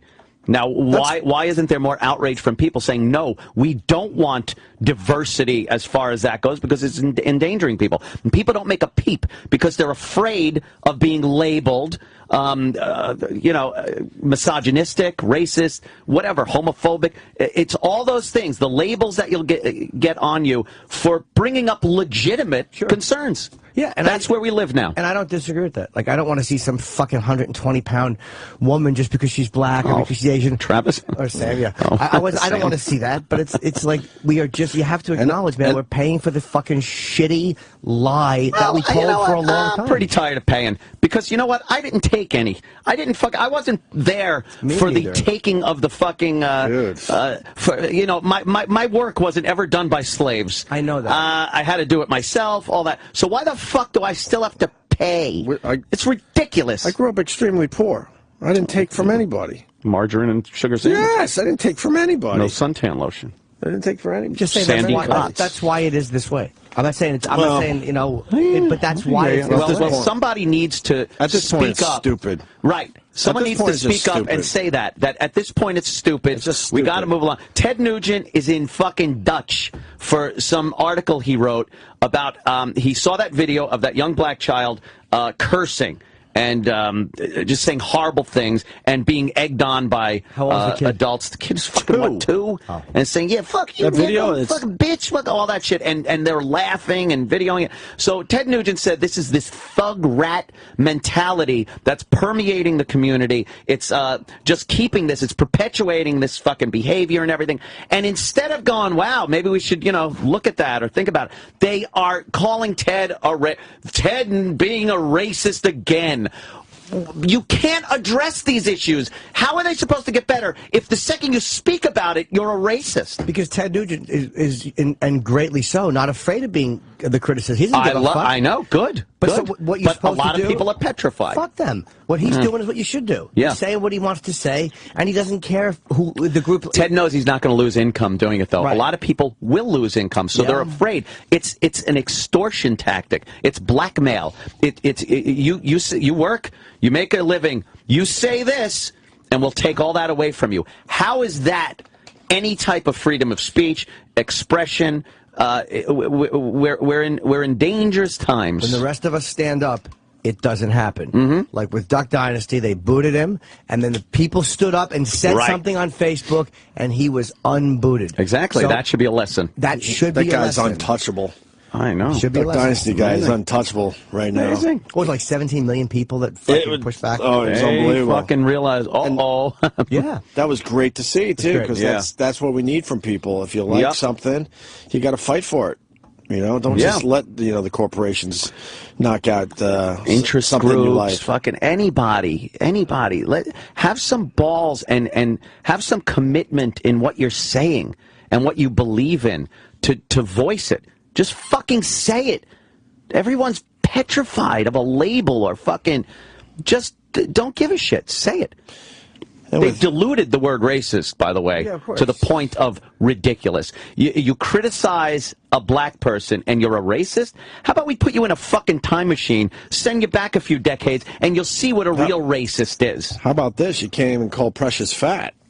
Precious is a disgusting fat pig. She's beautiful. That should not be looked at like it's okay. It's just as detrimental to these young girls' body image to say she's beautiful and accept her as it is to look at an anorexic. You can't tell women it's okay to get as big as Precious. Precious is, I don't even know her real name. I don't even give a fuck. Bomb. She's what, 20 years old maybe? Yes. And she's got things hanging from her elbow. Holiday hams. She's way too fucking big. Yeah. But that's not healthy. And to just say, you know, oh, she's beautiful, is giving the wrong impression to other little girls out there. You see these fucking shows where they criticize people's clothing and whatnot on award shows and stuff. Sure. And she steps up and they're like, she looks so stunning in this gown. It's like, you're lying. She's wearing a tent to the Golden Globes. Disaster. You liar. And she's got weird fucking shit growing from her elbows. And they're the same people that criticize the models. Oh, there's a body type people just can't have, and it's unhealthy to show girls this because they want to have that. Look, then you tell them that that's beautiful and you have to accept it. And if you criticize it, you're an asshole. If she was in the category of just a big girl, whatever. But she is morbidly obese. Morbidly obese. She's morbidly obese. Indeed. We're not talking about a girl that's a little big and she's, you know, has a different body shape. She's fucking huge. Well, don't fucking criticize her. And she's only going to get bigger because she's got youth on her side right now. Oh, yeah. You get rid of that youth a little bit and, man, you really pack on the pounds. Her face is giant. She has a giant face. But some people criticized her, and they went after that. Oh, yeah. They go after you if you criticize her. She's beautiful. Shut the fuck up. And she's telling the critics she feels beautiful and all that. All right, fine. Good. But however you feel. You're as delusional as an anorexic looking in a mirror and saying, oh, I need to lose a few more pounds. Just as delusional saying, I look good. No, you don't. You look unhealthy and fat. So isn't that disgusting hypocrisy? It is. Uncomfortable and irritating. Yeah. Yes. And it's lies. It's such blatant lying because you know damn well they're looking saying, no, she's not beautiful. She's disturbing looking. They're probably making jokes as soon as she left their position on the red carpet. Again, you can't. Get out of here. Just honesty is dead. Right. Fucking honesty's dead. Now imagine if big fatzos like that ran the entire country and got every break, and you couldn't. It was that big fatso fucking restaurants, and then all these other restaurants, and you could only eat in these restaurants. How annoyed you'd be to stand there on the red carpet and hear this big fat fuck called beautiful all the time, and you'd be like, "That's a lie. It's fucking." See, it's that would be amazing. But if that happened 50 years ago, I probably wouldn't give a shit at this point, Jimmy. I'd have gotten over it. Well, you know what I'm saying. I know what you're saying. It's just it frustrates me a lot. Yeah, it frustrates me. All right. All right. When we get back, I'm going to blow your mind about something I read. Lose your Twitter. mind. Another blowjob joke. Yeah, well, you know, I'm a one-trick pony. That's why I'm a friend you met along the way. They were right to do that. Fix it now. I know. But someone said to do that. I know, but someone said let's just say it like that. Yeah, boy. We had a very heavy rotation tonight. Ready? On action. Gatorade, is it in you? Gatorade, is it in you? Gatorade, is it in you? That's great. Wait, No. Gatorade. I got here. Is it in you? Right. Ready? Is it in you? Ready? Gatorade, is it in you? No. Gatorade, is it in you? Gatorade, is it? Gatorade, is it in you? Nope. One more time. Try the last way you just said it, just conversational. Gatorade, is it in you? All right, ready? Gatorade, is it in you? Gatorade, Gatorade, is it in you? Gatorade, is it in you? Okay, ready? Gatorade, is it in you? No, don't like that. Gatorade, is it in you? Okay. Gatorade, is it in you? There it is. You did a couple great ones. I love the really forceful Gatorade ones. Clean the bowl with your sock. Opie and Anthony are back. I can't get enough of the Michael Jordan thing because they kissed his ass. Like, yeah, there's a couple good ones in there. There weren't. No, there weren't. Is it in you? It's one dumb line for a commercial. Is it in you? No. Couple things. Yeah. We're still mopping up from last break. Little mop up. Yeah. Someone pointed out, of course, that Howard Stern had Harvey Weinstein on, and that's pretty much what the interview is that's on the news, talking about Harvey and the NRA movie he wants to make, bashing the NRA. It was an interview on Howard's show. And Howard was like lapping Harvey's dick about the whole thing. Meanwhile, Howard is a concealed fucking carry, New York City concealed carry weapons holder, permit holder. Without the NRA, you wouldn't even have been able to fucking come close to having a weapon in New York. All they've tried to do is tear down any aspect of the Second Amendment, especially in New York State. And because of organizations like the NRA and the local chapters of the NRA and other gun clubs and whatnot, you're allowed to do that, Howard. So to sit there and suck Harvey's dick about the NRA and bashing them is hypocritical. Totally. Well, they just want everyone else to not have the guns. Of course. That's the liberal mentality. But that would be a wonderful world that I have a gun and no one else. I don't want anyone and no else one else is allowed to have one. No one else. That would be heaven, right? Yeah. Fuck. But that happens all the time. Yeah. And then we got to mop up about the diversity thing in sports. I did forget this. There is a Rooney, I think it's called the Rooney Rule in the NFL. And that is you got to now interview a minority candidate for head coaching positions. You're an asshole. So the NFL is forcing teams to at least interview a minority candidate for a head coaching job. Really? Before they make their decision. Yes. Yeah. So the diversity is kind of, diversity. Slowly but surely moving into sports in a way. Diversity. Right? Yeah.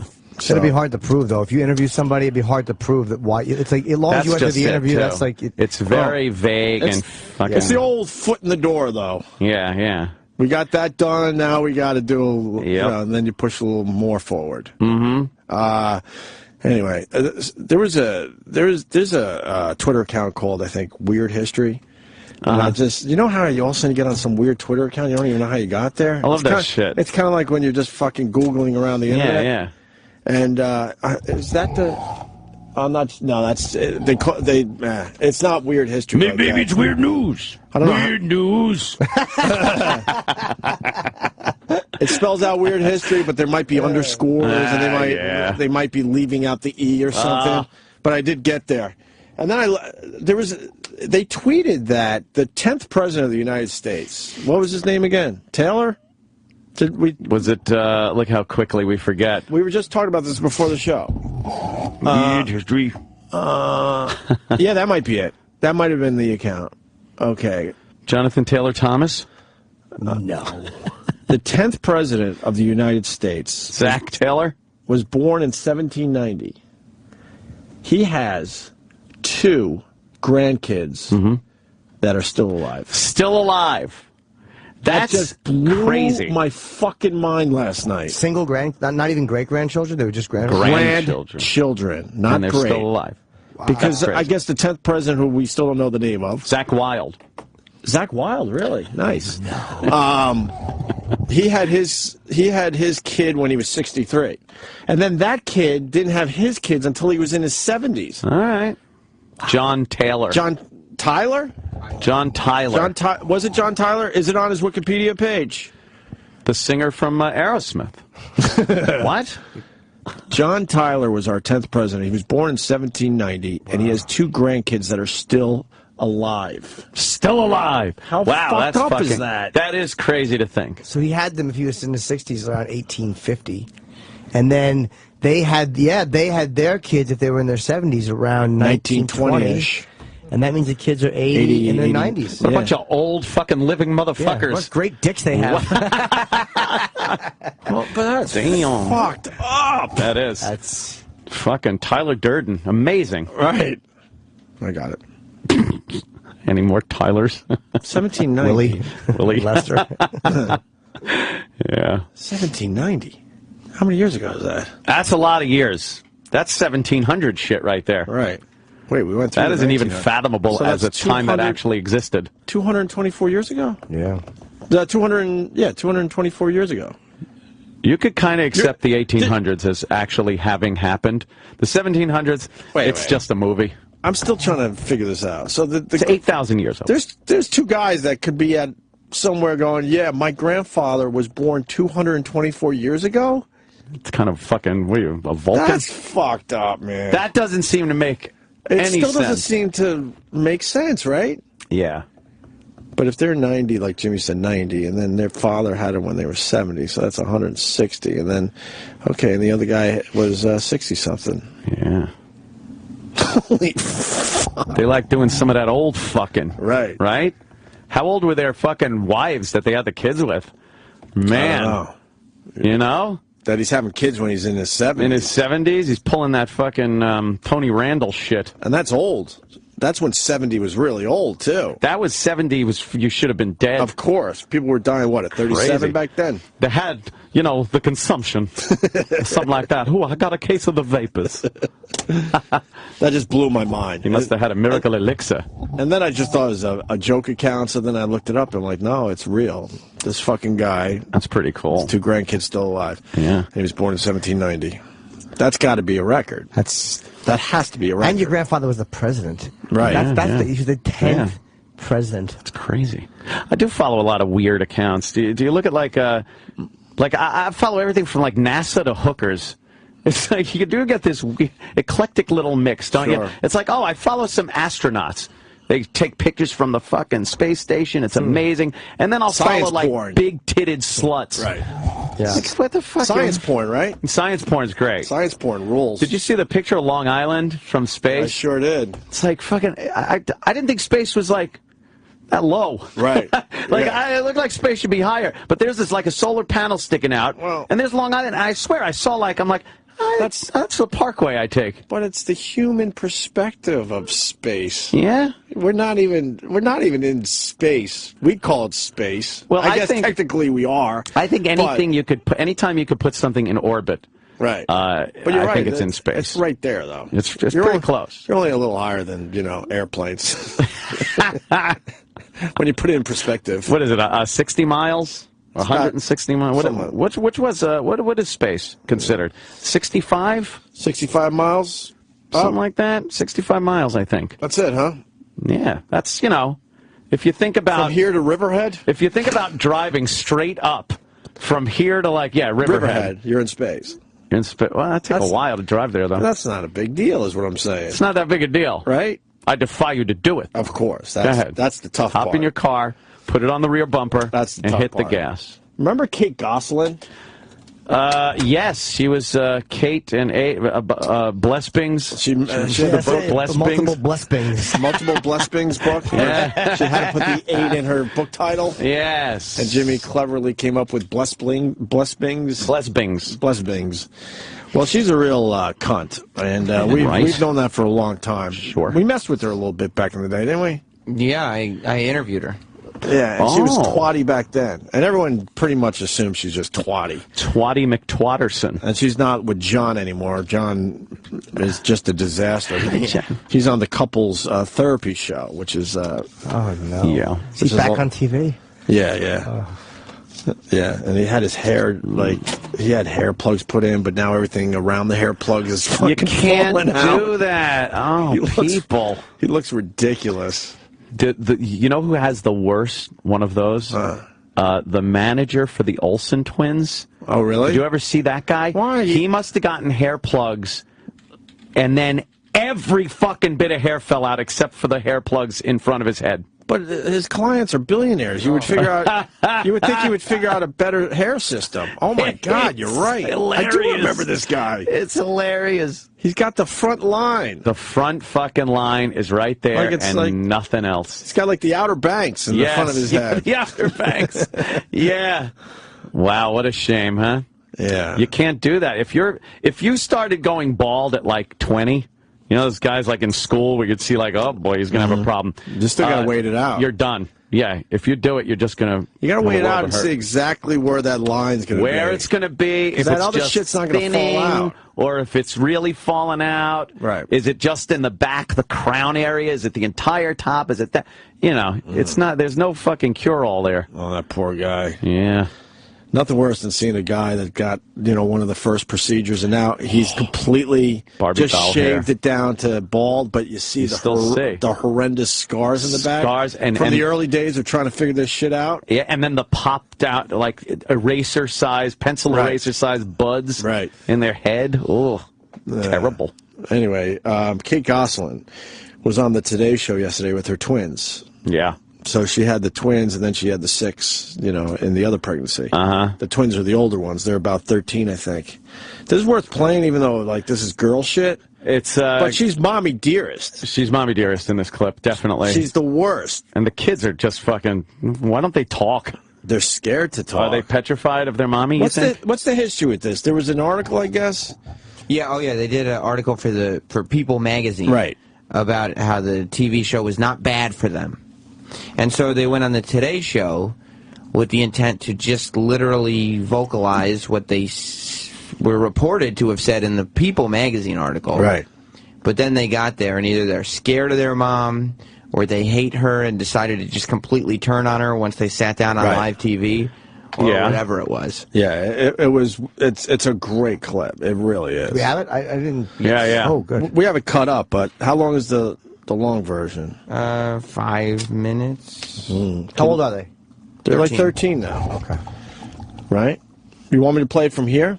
Well, yeah, I mean, that's a little more radio friendly. Kate, Kara, and Maddie Gosselin are with us now. Good morning to all of you. Good morning. Well, we have not seen you or gotten to talk to you two in a long, long time, and you're out because you want to let the world know that you're doing okay. Maddie, what would you want to say about how you and your sister and your family are doing?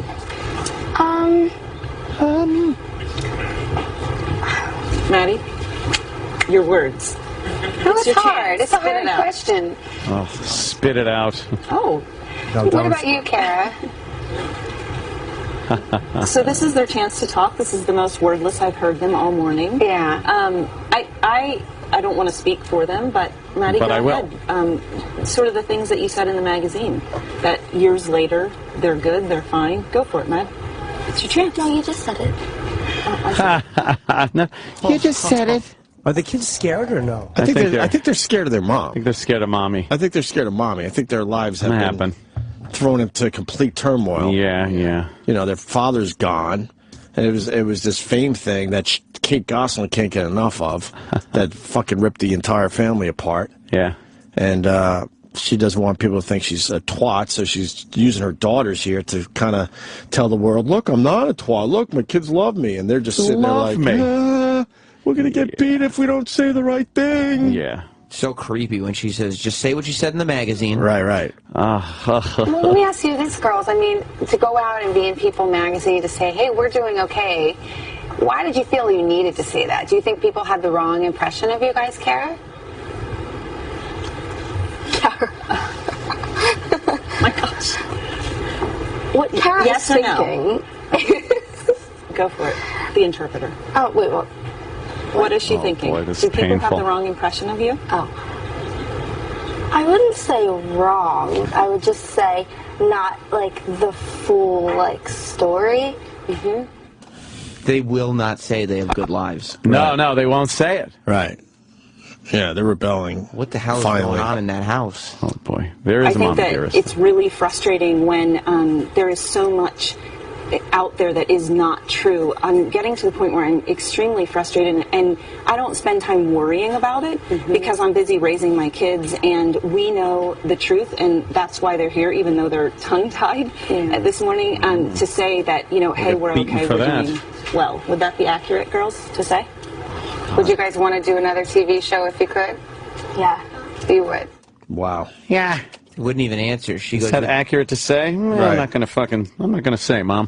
That's the mother with the long blonde hair? Yeah, because she's... Remember she had all that work done? Yeah, I'd stick it in her. She loves fame, man. Give her a good deep dickin', would you, Jim? I don't know if it'd be good, but I'd give it the best I could. I'd give it the... Well, then it wouldn't. It would feel good for me. I'd give her a mediocre deep counts. dick, and yeah, she wouldn't even notice it in that fucking giant, fucking 8-kid fucking tunnel she's got. That flu. Yeah.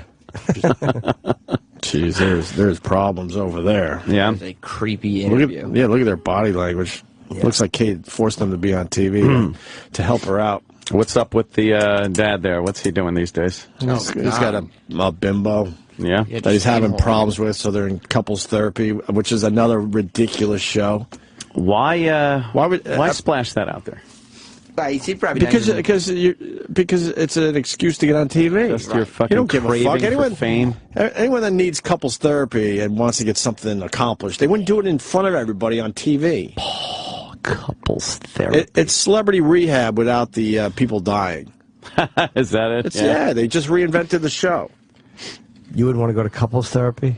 Hell, I actually went to couples therapy twice, and I wasn't even fucking married. It was me and Melinda. We had been together for like almost 9 years at that point, and it had just gone to, shit. Yeah. Not shit, but it just ran its course, We kind of fucking different way kind of a thing. Like, she's like, recommended it or something. You should show up. I went to this, and I'm like, all right, I'll try. And I just sat there as these two women beat the shit out of everything I do in my life. And I'm like, I literally said, why the fuck am I even sitting here? I got up, and that was that. Oh, you left? Fuck yeah! And skedaddled? Gonna sit there and fucking everything I do sucks. Everything I was doing had to be changed. I had to be more this, more that, more the other thing. I'll tell you what I'm going to be more gas pedal. You got to bring in your own therapist. Yeah? To take on their like therapist. A lawyer? Yes. Like fucking lawyers, they fight it out. No, my client is actually that's a perfectly sane food to eat. Your expert witness. Yes, my expert witness. But yeah, that didn't work out, but we're great friends now. What did Boss say? Boss had a great joke. He said, I paid $1,000 to have two women call me an asshole. Yeah, that's couples therapy. That's pretty much what it is. Couples therapy. You can see couples therapy on VH1. And that broad that we had in here from Teen Mom. Farrah Abraham. Farrah Abraham, thank you. She's in couples therapy. Yeah. But here's another one that just is addicted to the fame and being on TV. And there's rumors, I don't know where we're at with it, that she might have faked being in a relationship so she could be on couples therapy.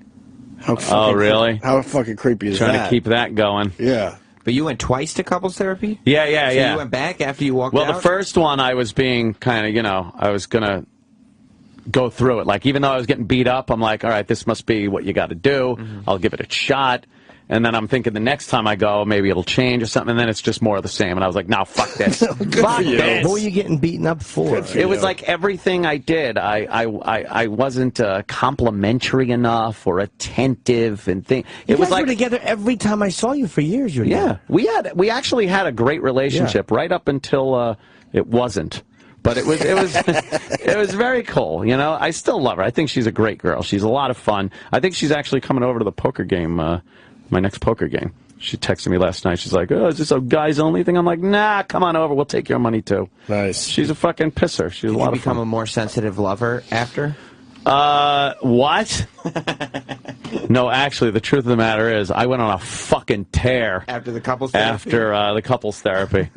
She was like, I think Melinda was like my last real long-termer. And I had been in long-term relationships like my whole life. Over and over again. My whole life. So I was just like, I went on a tear to the point where Keith the cop was like, who the fuck is that? I remember hiding a girl once. Keith goes, you got someone upstairs? I'm like, no. He goes, who's up there? I'm like, shut the fuck up and leave. I go, you got to leave. No, who's up there? And then he's trying to figure out, and he finally figured it out. She was a girl that went by the fucking, her nickname was Lock Washer, because he said it looked like she had popped a bunch of lock washers in her mouth and chewed. Oh, my God. Why, was her teeth fucked up? Yeah, could have been. You were hiding dental fucking... What number was she? What do you mean? On a 1 to 10. On a 1 to 10? Yeah. Had to be a 3. Oh. Had to be a 3. She fat? Yep. You did some old... You did some old-fashioned pigging. I didn't care at that point. I was just like... Yeah. I was actually, and you know where I fucking picked her up? F.H. Riley. fucking Riley's. Nice. She was overweight, though? F.H. Riley's. Yeah. F.H. Riley's for all your piggin' needs. F.H. Riley's. I had to throw her in the car and peel out my Mustang for fear of being You don't want to be seen with her? Well, no, not really. Yeah. She was a little chubby? And bad teeth? Yeah. How was her body? What are you going to do? Come on, Jim. Did she have good breath? Huh? Her breath was okay, though? I didn't care. No. Was it bad? I don't even remember. I was probably fucking drunk at the time, too. Nice, Not right? probably. I was drunk at the time. Fucking Nice. fatso. Nice, right? Yeah, it was great. It was fucking great. So, what are you going to do? You I was in a cleanse the fucking, palate. I said finally, I was like, you know what? Fuck this long-term relationship shit. I'm done. And I was like, I went out on a fucking well-needed tear for years. How about if instead of going to couples therapy, I find some fatso with crooked teeth in Long Island to fuck? That's it. That's right. I love it. Then I imported some lunatic from fucking Cleveland or Akron. Oh, right. Remember her? Yeah. Yep. Do you remember Yeah. I called you that night? Some girl from the fucking cherry darts competition. One of our, yeah. I told you. Like I saw that cherry. How about taking a dick in your ass? Whoa! I called you. I gave you fair warning. Yes, you did. Yes, you did, Jimmy. Turned out to be a little loopy. I wasn't looking for psychologically stable girls. I gotcha. At that point in my life. Like I said, in long-term relationships for such a long time, I gave them all a really good shot and decided, it's time. It's me time. It's Bobo time. It was time. yeah. So, that's what I did. And the collection of psychopaths that paraded their way. Who was A Congo line. Was she the one that ended up at my front door? Conga. Yes. Conga Yes, line. okay. Yeah, Congo line is a lot different. Yeah, no I'd kidding. love to see that forming in Anthony's Yeah, it house. certainly You're wasn't gonna a see Congo that. line. You can see a Congo line. That's for A sure. Congo line, though. That's somewhere Anthony's never ventured. Yeah, that was the one I called. Yeah, no, I have no fear of fucking. Yeah. Showed up at the front door. What? No. Oh, it was like this was one of my favorites. I have to get the bullhorn for this one. Okay, here. Let me get my volume here. Yeah.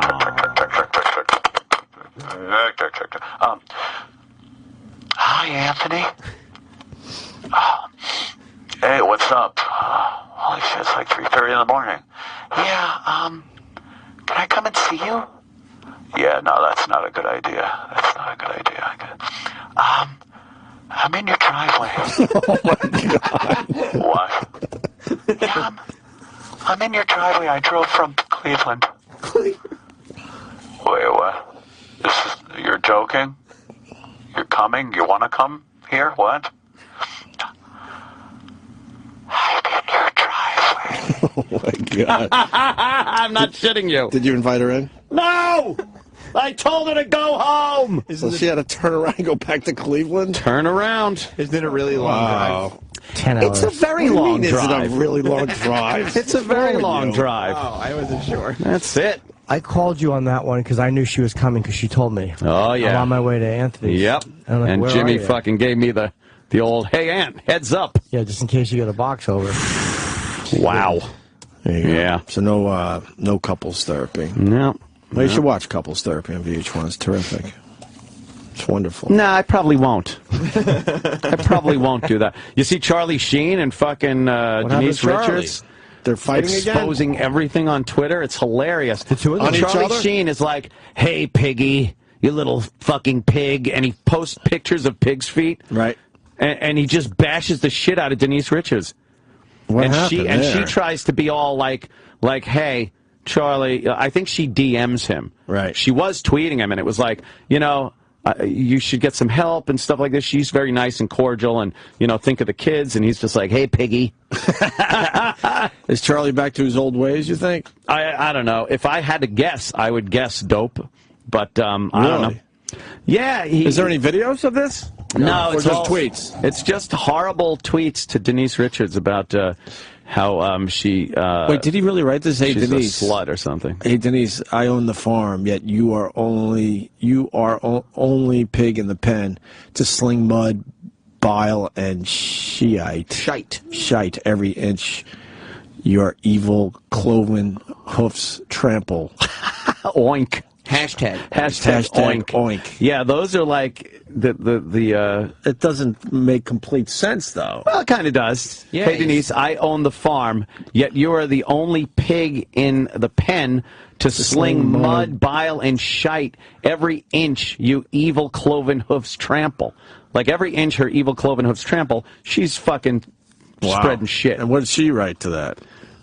Charlie, you need some help. Think of the children.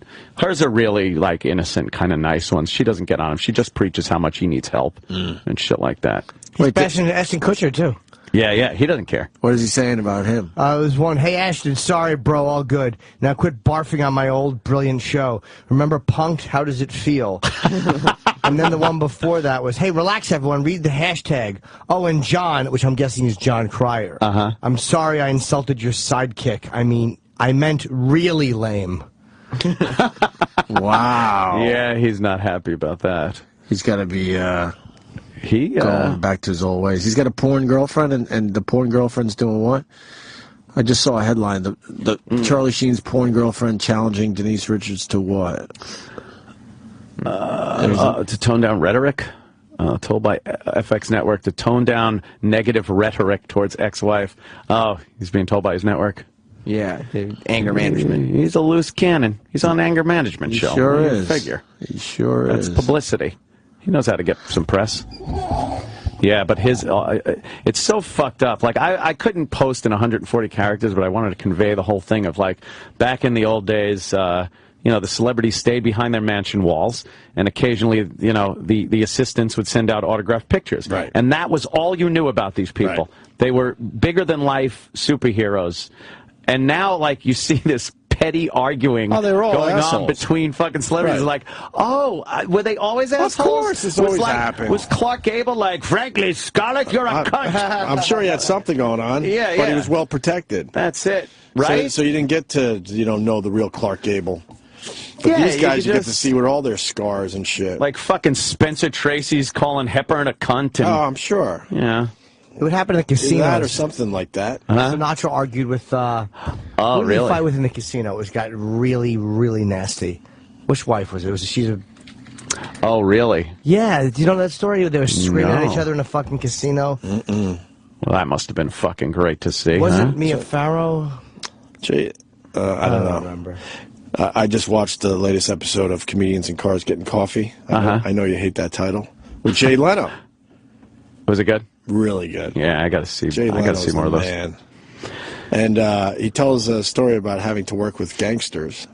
Can you find that? He did. But what, back in Vegas? Yeah, he had a gig, I guess. Jay's been around a while, yeah. He says a well-known gangster wanted him to do a gig, and he goes, "Look, I can't. I'm at blah blah." So the gangster called up that place, and next thing you know, they canceled his gig. He calls Jay and goes, you don't have to go there no more. So can you do the gig or not? Can you find that story? Wow. It's near the end of the episode. So go way in. Funny. And they said that was like a 1-point-something million Porsche. It's like the 40th Porsche ever made, right? 20th. 20th? Wow. Second. Really? Wait, what do they say? I just saw it yesterday. Maybe I think it might have been the second.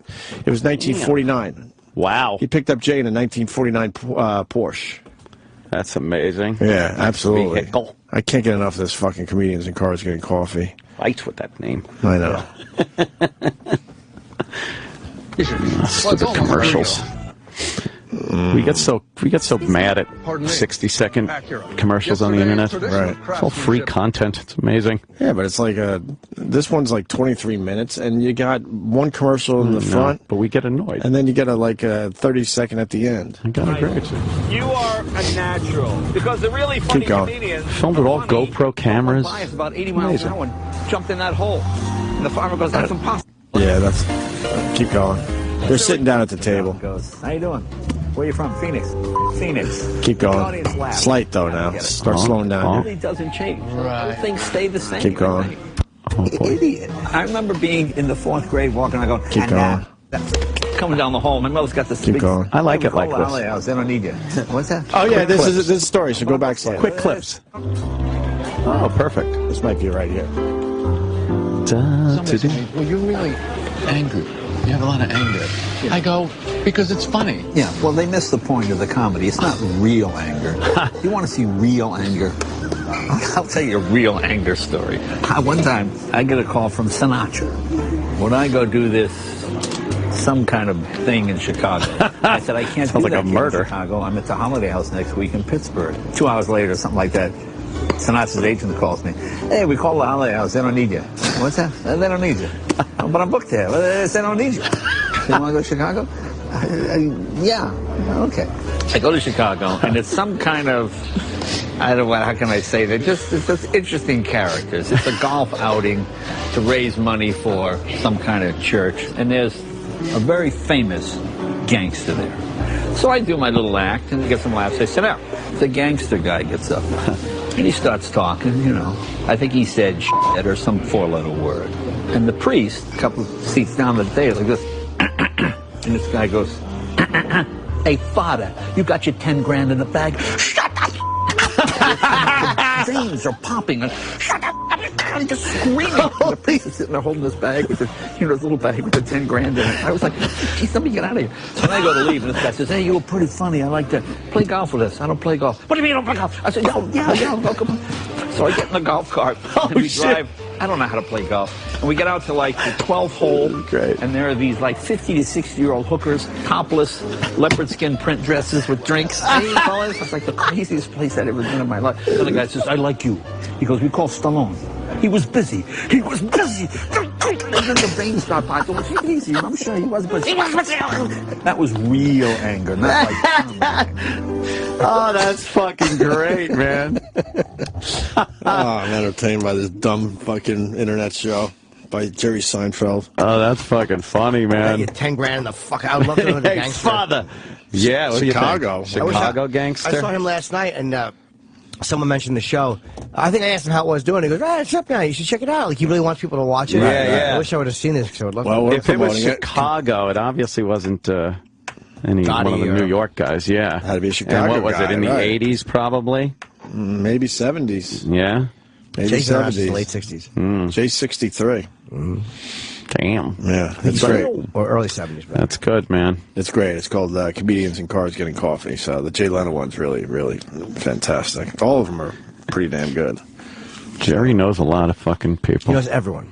Jerry knows, and everyone knows Jerry. Right. Oh, speaking of Jerry, Huh? I didn't see Jerry. I saw 2 celebrities in the airport yesterday. Oh, I saw your tweet, and I was captivated by who didn't fucking remember he wasn't you. a dick. I say this. The one who didn't remember me. I'm walking through the this little quick area, this like little gentleman's area to get to security, and I see this 4 or 5 people coming off the elevator the other way, and he walked by, and I go, hey Gary, how are you?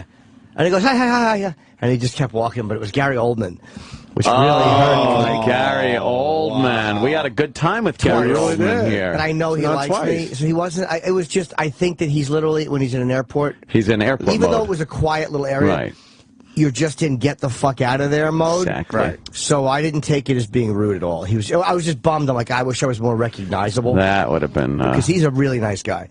And then he was on the flight going back. I guess he was going out to smoke or something. But then I was waiting for our plane, and it came in late, and Larry David came off the plane coming from New York, which this reminded me of. And he said hello. Did he know you? Yeah, we don't know each other. I've met him once. But he knows you're a comic. And yeah, he I said knows... hi. And then I'm like, hey, Larry, good to see you. And I made sure he saw me. And then he was very nice, very briefly. He was very nice, very briefly. Please, I already got shot down. Well, I didn't. Don't fuck me twice. He was very nice, very briefly. I just said good to see you. I didn't need to stop him and chat. I'm sure he didn't want to be. His episode was great too. Yeah, I'm sure it was very funny. Great. So, all right. That's fucking cool. When we get back, we could talk about this. I don't really believe the My Strange Addiction TV show. Do you think it's all where nonsense? they start like eating fucking ticking from a mattress or some shit? Well, you got a woman who likes to chew and sniff piss-soaked diapers. Piss-soaked diapers. Mrs. Jimmy Norton? So we got the audio or the video next for the people. I'm not buying into this My Strange Addiction. I don't know. There's a lot of phoniness on TV. I mean, it's obvious. Right. Last night I was a victim of that stupid Appalachian Outlaws show where apparently, look, I didn't know this was going on. heavy ginseng racket going on in the Appalachians. What do you mean? They sell ginseng. They get it from the woods, and apparently people are dying over this, and they're robbing each other, and it's this big fucking industry is the Appalachian ginseng market. Yep. No way. I don't know, but it's all horse shit. Like they're like there's threats and there's people on their land, but it's all fake. And then Pawn Stars has become unwatchable. That's too completely. bad. Now you got Chumley with his new thin fucking look and his pearly white capped fucking teeth. Right. They're perfectly white. The pawn shop's been great business for They're them. not even close to the people they were when the show started. It's like, and they're not hanging out there anymore. They're TV stars. When they are at the counter, right, you could tell the store's closed. It's fucking closed for business. And now they're accepting like offers for shit they never used to. This woman comes in with some Owens Corning implant, the first one ever made, or some bullshit thing, and it's like, all right, it's kind of unique. Not $600, they never would have in the original thing paid $600 for the fucking thing. Right. Now I think it's like, oh look, it's outrageous. They're paying that much money to try to get some interest up. It's all fake now, completely all fake. The storylines. The show jumped the shark. The father gets shot in the eye with a toy bazooka, and like in the next scene, he's got a fake black eye. What? It's so phony. Hate it. This guy wants to say the ginseng story is, it's very, very real. Look, the story might be real, but that show is not real. Larry, what do you got on the ginseng? Well, I haven't seen the show first. All right, then talk out your ass. Feel free to chirp out your ass, sir. Larry. But I live in western North Carolina. That's where I make my braggart. home, and I own mountain property. And I was told when the land was bought, some of my previous neighbors told my wife, it's prime ginseng land. They get $100 a pound for ginseng.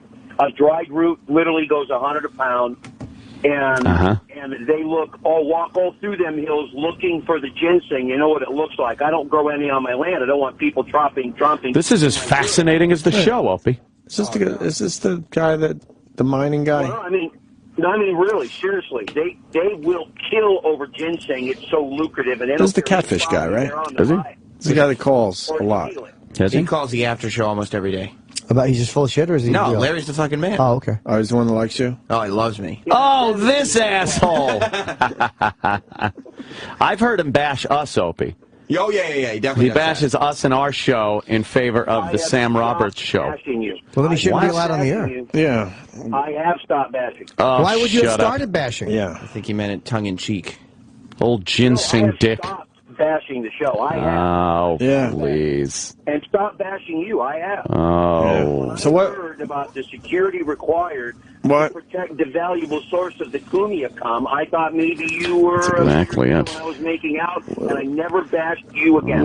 What's the ginseng thing about? Is people selling ginseng. It grows naturally up there. They got $100 a pound. Don't we just get that shit from China? That's what I thought, but apparently I thought they just shipped it over here from it's up China. the Appalachian Way. Yep. Is that the hotbed for this That's ginseng? the hotbed. Yeah, that's it. Oh, who the fuck knows? What is it? A root? It's a root. So what? You got to dig it up? Yep, they dig it up. Dig up that root. That, and then apparently I've noticed the show Axemen. Right. According to their commercials, every episode, a giant pile of logs falls on somebody from their machinery. Well, that sounds like a show I would enjoy. That's not like that, Jimmy. But if you have a show like that, you got to have that happen a lot. You'd think, but You it have never. to. But it never happens. Before the commercial, Right. They go, oh, look out, and wow, you'll see like some logs falling and guys running, and then they come back from the commercial and realize nothing really happened. Right. Nothing really happened. No one got hurt, but then they do it again the next time. That's like Ice Road Truckers or whatever the show's called now. Every commercial looks like a truck slides off a giant cliff. Sure. But then it doesn't. Then there's nothing going on. Look out! Remember we had the Ice Road Trucker guy on? He was fun. He was creepy, man. Yeah. He was a lot of fun. That laugh of his. He had a great laugh. Indeed. I guess California's burning. Yeah, there was a big fire. Pretty much all guys, of California, I guess. 2 guys set. Yeah. Big fire. They got arrested them, I think. But burnt down some pretty lucrative real estate. Really? Have you ever watched that show Porter Ridge with a bunch of hillbillies? What's Porter Ridge? Never heard of it, sir. Say hi to Bill in Carolina. Bill. Oh, Bill. Billy. Hey, guys. Anthony, it's these fucking hillbillies that own a junkyard in Missouri or somewhere. They call them hill jacks. And it's like, there's Dog Killer Ridge is one of the junkyards. I guess it's up on a ridge. And the other one is a thing called Porter Ridge. And they have all these competitions. But this fucking guy at Porter Ridge, you gotta look him up. He's a lunatic. You can tell it's fake as shit, but he. Yeah, I can't take those fake shows. Yeah. I don't watch them. Yeah, they're awful. He's a knucklehead. You can't. Yeah, but it's fake shit. Right. I can't watch it and be like, oh, that guy's a character. Right. It all started with those dumb shows like Lizard Lick Towing, and they're so outrageously stupid and fake. You think the towing shows were fake? They're so bad. Come on, Bobby, get in the car, Bobby. And then there's a video of the car leaving the area with people shooting at it, but the camera guy's there. Right. He's there with the gunman? Doesn't make any sense. Yeah, it's not quite that bad. This guy rides a bike and he never wears a shirt. All right, we'll check it out. We're more into the the ginseng. The ginseng. The ginseng. Believe me, I was watching that because I left something else on. And then it came on, and I'm like, this is hood? terrible. Yes. My hood. I'm in the Klan.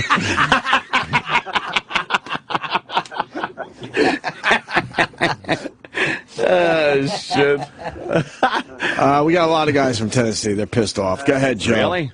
Hey, guys, that dude, Larry, he is so full of shit. The caller's full of shit. Yep. Yeah, there's none of that going on here. My stepson, he goes back on my land and picks ginseng, and he don't get nowhere near the money for it, and there's nobody trying to rob or kill him. Mm-hmm. So it's so full of shit. Maybe he's getting the shitty ginseng. Gotta get good stuff.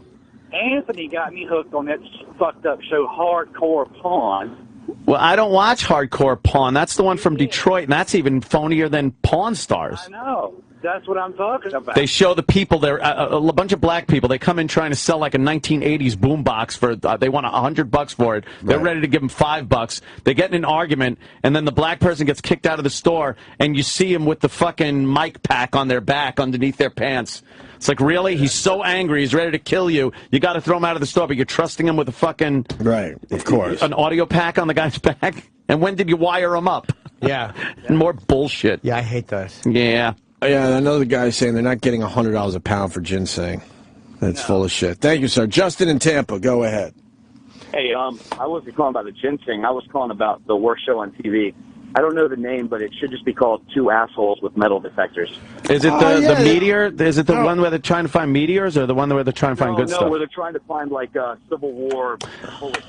Civil War bullets? Sam, could you find that? I need a preview of the metal detector I show. saw the first it's gotten episode down to that, huh? One of these metal detector shows, and the guy's like, oh, what do we got here? And he digs up and he sees a gun, and it's like, it's a gun, it's a gun. And then they go to commercial. They come back. It was a cap gun, half of a cap gun that was buried in someone's yard. That's a teaser. Yeah, they try to make it, that's their big teaser, right? Let's see what this show's all about. Oh, is it going to beep or boop? I'm captivated. That's a shitty version of it. They have They literally have a GoPro on the metal detector facing up at the guy's face to catch the action of metal detecting. When he hears a beep? The metal detector's eye view. We had one growing up. Because all the local beaches on Long Island. That fits into your family's MO, though. I swear to you, it was fun for 10 minutes. Yeah. 10 fucking minutes, it was fun. Beep. Beep. Oh, bottle cap. Yeah, it was just... Oh, bottle cap. Exactly. Exactly. Yeah, where's the riches? Yeah, the thing went off all the time. Yeah. Because there's so much fucking pollution on the beaches. Yes, it's all just metal bottle shitty caps. Metal crap. Beep. Oh, a bottle cap. That's funny. Another bottle cap. That's exactly what happened. Yeah. We hated it after like 10 minutes. Oh, Diggers. Oh, see, I thought there was a new show I was going to watch on National Geographic. I got it. See what I did there? You got a clip of Meet the Diggers? You got to get them at a beach. Is that what's happening, Sam Roberts, with the video? It's loading. It's loading. Loading. Shit shouldn't have to load anymore. Exactly. No, it shouldn't. Instant delivery. It's on National Geographic. It's called Meet Nat the Diggers. Geo. Nat Geo. I know. Nat Geo is the cool way to say it. Oh, wow. Oh, look at that. Wow. Look at what?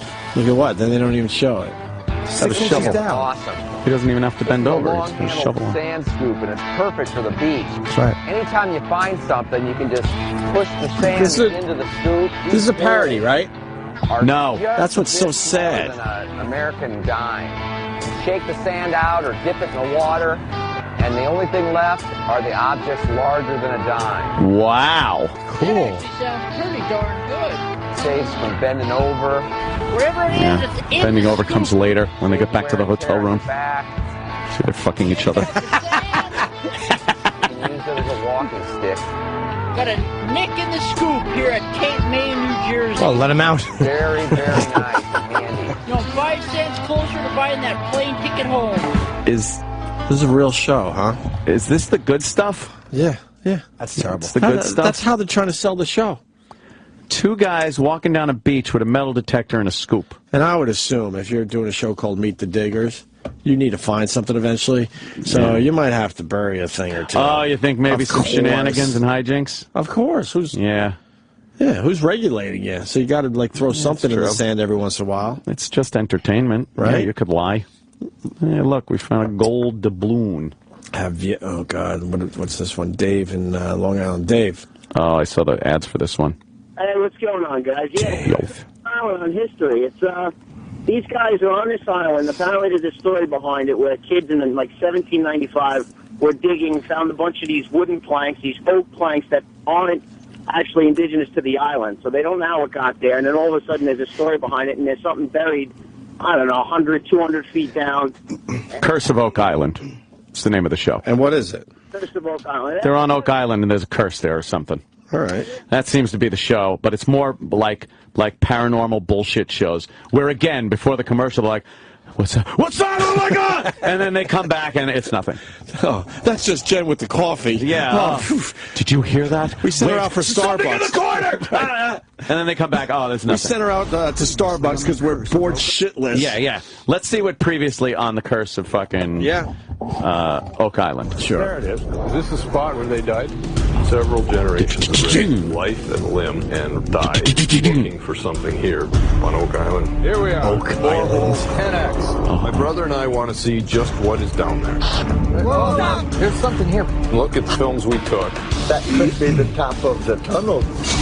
We need to try and bring up all the stuff that's down in that cavity. Wait, that's metal, right? Inside a rock. Very peculiar. No, it's not. It all started in 1795 when 3 young men discovered a strange indentation in the soil, which when excavated revealed bits of gold chain.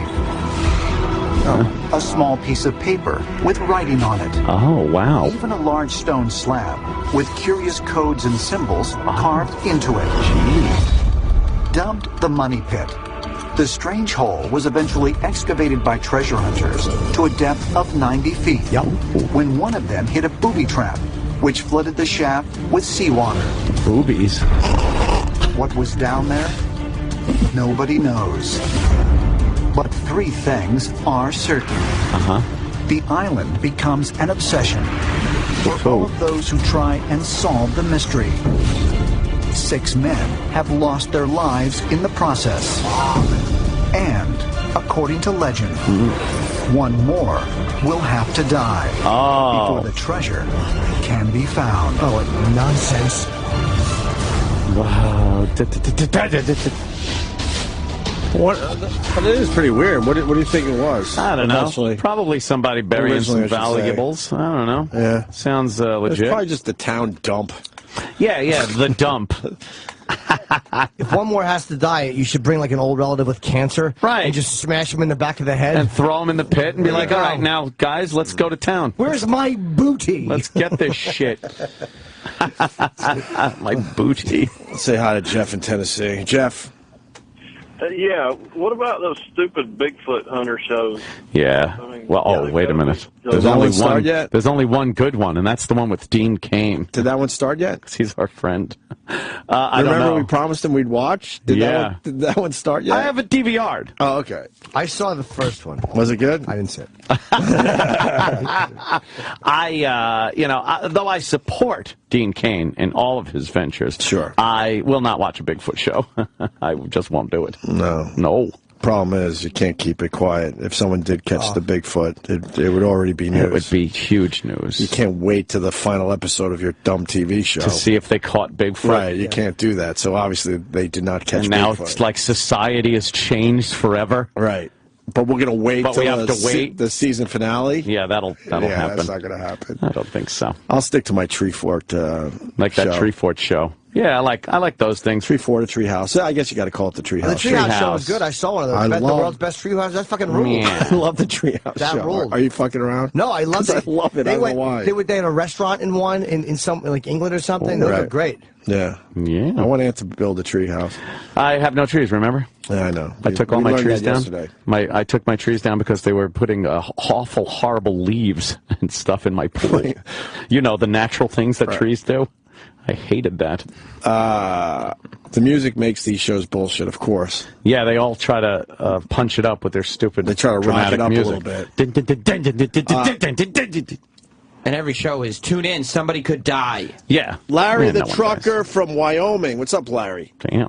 Hey, I was wondering if you guys have watched Prospectors. It's a group of like geologists up in the Rockies and back behind Denver. And one of the geologists is this hot broad with huge tits, and she's always bending over. It's just hysterical. I'm sure she's. They're taking advantage of her huge tits. Yeah. Oh, we got a preview for this one. Where is she? Let's get her. Where? Wait, is that which one? Is it Amanda Atkins? Doris? Yeah, that's it. Amanda Atkins looks like she's a little dumpy. But I'm not sure. Well, I can't maybe tell. It's not her. Or is it Doris? Is there a clip of this dumb show? The Doris family. I want to see her bending over. I want to see if this guy's telling the truth. Yeah. Big fucking heavy milkers. Oh, that must be her. They showed her in a bustier. Right, here it is. Hey, Amanda. Hey, guys. We represent the highest quality minerals, so we have this very special relationship. Not More only with the phoniness. miners, but with the collectors. I'm excited. I've been digging all year and keeping these guys in mind. The people at these shows They're not expect rocks. to see the very best specimens, and they come to the show knowing that Minerals. that's what they're going to see. This is going to be really exciting for you guys, I think. The music. One of the most amazing She's opening a box of story I've ever hit. minerals in Galactic. this music. Yay. Music for that. It's got the galactic Oh. glitter. Is that muscovite inclusions? That's muscovite. Muscovite inclusions. Yeah. Oh my God, no! Ah, you have muscovite inclusions. Yes. With fluid leakage. It's like muscovite to the party. Amanda's minerals are Colorado's finest. What do you think about for all of them? Gosh, you know, this is a one. I'll trade you It's for the not- rock in my pants, and then I'd whip out my heart on. I just want to call Larry. I just want to call Larry an asshole. She's not bending over, Larry. She's not. Yeah. And she's in a Larry. black T-shirt, so you can't even tell if she's got big breasts. This isn't sexy. What's wrong with you? Yeah, the Idiot. times that I watched it, she was like climbing in a hole and bending over and just Oh, I bet. Yeah. crazy. You're a liar. You're full of fudge. Hey, I always wanted to thank you guys. Oh, yeah? When my wife passed away, you guys were. Uh-oh. Oh, no, did you hang up on? Oh, my God, you are heartless. He was getting all choked up. Oh, you are fucking terrible. Wow. Oh, my God.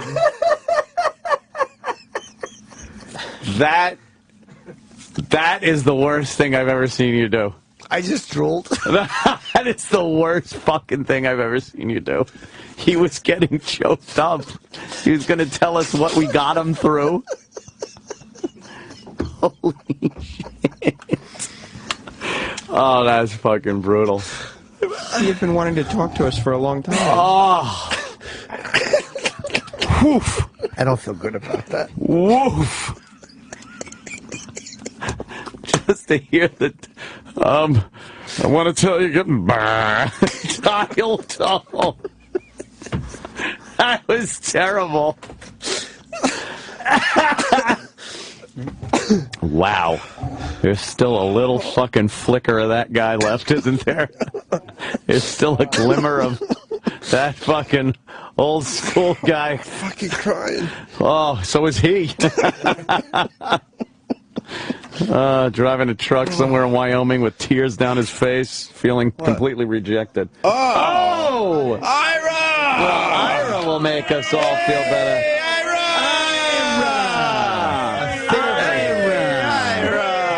Ira lost some weight. How's everybody? Very good on this Ira. Friday. You lost a few pounds, Ira. Huh? You lost some weight. Yes, I did. Yeah. How did you I'm do? on a strict diet. Ooh. What kind of diet? I eat half in the afternoon and half in the evening. Half what? I don't have any cakes. I don't have any breads. Nothing whatsoever. So, are you eating like meat, beef, things like that? I had meat the other day. What did you have for without breakfast? Potatoes. What did you have for breakfast Meat today? without the potatoes. Cereal. Cereal? Hey, Isn't that yeah. grains? Fiber with fiber. What kind of Fiber with fiber. Fiber. That sounds like a dangerous cereal. I had You can have cereal. fiber with fiber. Oh. What'd you have? Fiber. Oh, okay, so it's fiber. Wait, you had Yes. Cheerios with fiber? Yes. Oh, you added the fiber, You're right. supposed to have fiber, and this is where you lose weight. Ah, and then what are you going to have for dinner? Then I'm going to have chicken tonight. Oh, what kind of Chicken with lettuce and tomatoes. If they serve rice, I don't have any rice. Why? Oh, that's another thing, the carbs. That's right. You're in a carb-free diet. That's right. How is it hard to stick to? No, it isn't. It's very, very easy to stick to. Is it Atkins or is it... Well, one of the doctors said to me, lose weight. And I did lose it. Uh-oh, was there a problem? How many pounds? No, it wasn't. Oh. I was weighing 217 at one time. And now what are you I'm at? weighing 185. That's 32 pounds. 185 Nice. now. I say this. Yeah. I've been walking a half a mile every single day. I was going to ask you about exercise. Yes. So you And walk. I go for Zumba. Zumba. And I take exercise. Can you show us a Zumba? Everything. Can you show us a little Zumba? Show us a Zumba.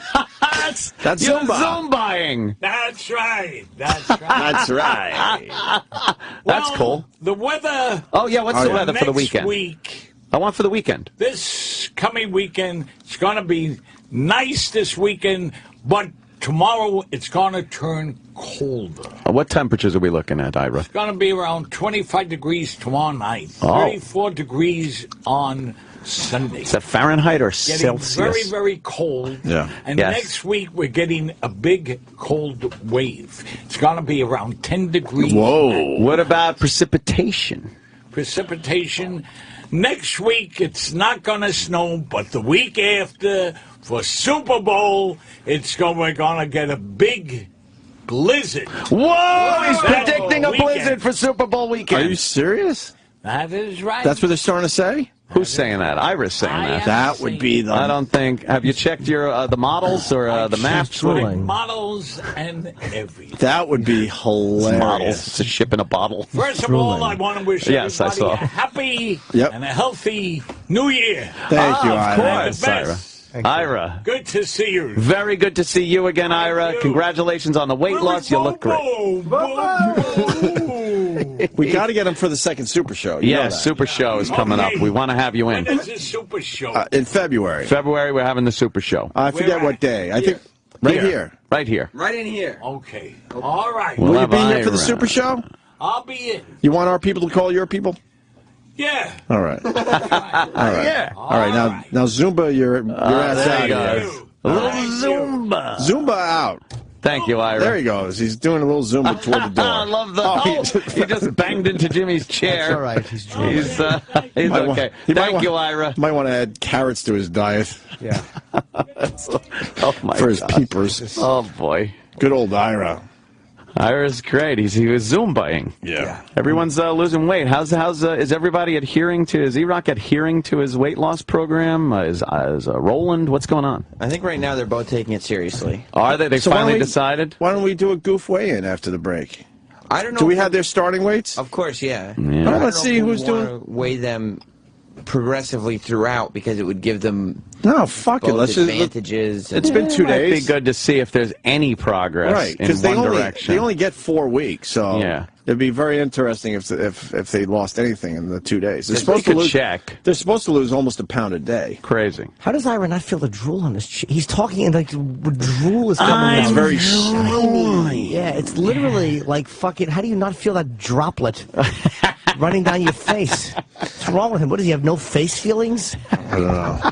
His face nerves were cut off. Yes. We're gonna get an early report on the weight loss challenge. Early report. We might weigh Roland and E-Rock after the break. Yeah. And then we got to do this My Strange Addiction. That's why we're taking phone calls about TV shows. Right. We got a clip about the woman who chews and sniffs piss-soaked diapers. I don't buy it. It doesn't make sense. But we'll watch the clip. Maybe it'll be believable. Of course we will. And now, another bedtime story with Jim Brewer.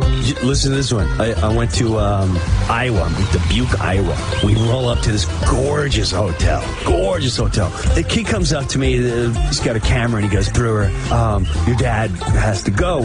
He has to go now. And I know I've got about 5 seconds to get him out in the toilet or it's over. So I go there. I open the door. And when I open the door, there's shit on my fingers. So I'm like, what is this? What? So I'm looking at his hands. I can't understand where it came from. It's not on his hands. And it's fresh, and I can't tell where it's coming from. So I pull him up, and as I pull him up, I put him in the wheelchair, and I'm looking, I don't see nothing. So I roll him in, and as I'm checking, I can smell it. So I'm like, oh man, I see people looking around, and I look at him, he's got shorts on, and I don't know how I missed it. There's clumps of dung just hanging at his shorts. I finally get him upstairs and I'm showering him up. But when I went downstairs, where I took him out of the car, there's a pile that must have fell out of his shorts and it's on the sidewalk. It's such a surreal moment in life to see like where we go in life. Like just there's a billion flies all over this thing and people are just staring at me going, I can't believe someone let their dog just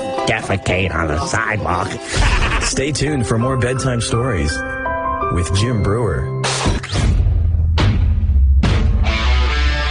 The Opie and Anthony Show is back on Sirius XM. Oh, wow.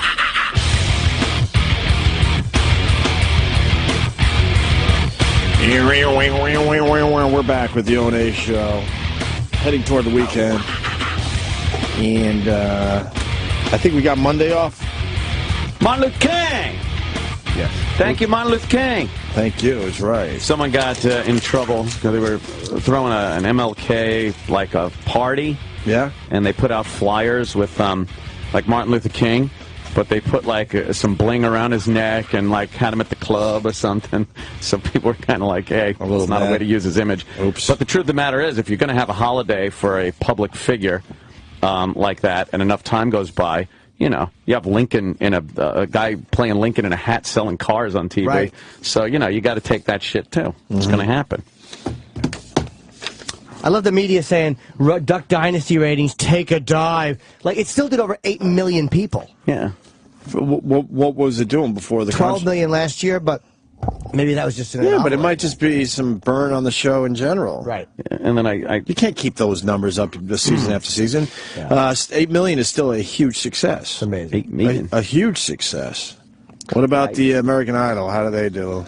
Is that show still on? Yeah, I guess. Who gives a fuck? Yeah. How did it do, though? Do all right? Another amazing moment on American Idol. Do they have an amazing moment? No. Oh. Who are the judges even? I don't even know who's I don't is even Randy know who the Jackson judges still are. on it? No, it's Keith Urban, Harry Connick Jr. I'm Keith Urban. and Jennifer Lopez. Oh. Harry Connick Jr. Their wow moment last night was one of the... You watched? Yeah, well, a little bit of it. What a douche. What's wrong with Are. Jesus. Staying up on shit. Asshole. You're staying up on a show that's done. Yeah. Well, I mean, it's not. I know it's not Appalachian ginseng hunting, but that's right. Hey, look, there you go. You just made our point. I wasn't watching it, dude. He made our point, though. Yeah, ginseng hunting way cooler than American Idol. Yeah. Well, yeah, one of the contestants from the first season had a kid who was auditioning. Whoa, that's crazy. What are you talking about? How many years has Idol's only been on? 11 years. 12 so years. An 11-year-old was auditioning? No, he was alive. Yeah. Oh, I gotcha. Who gives a fuck? But he was like, what? It's like 14, 15. Actually, yeah. Maybe 16. Ellen DeGeneres had the wow moment. Is that right? Yeah. A little internet superstar was on her show recently.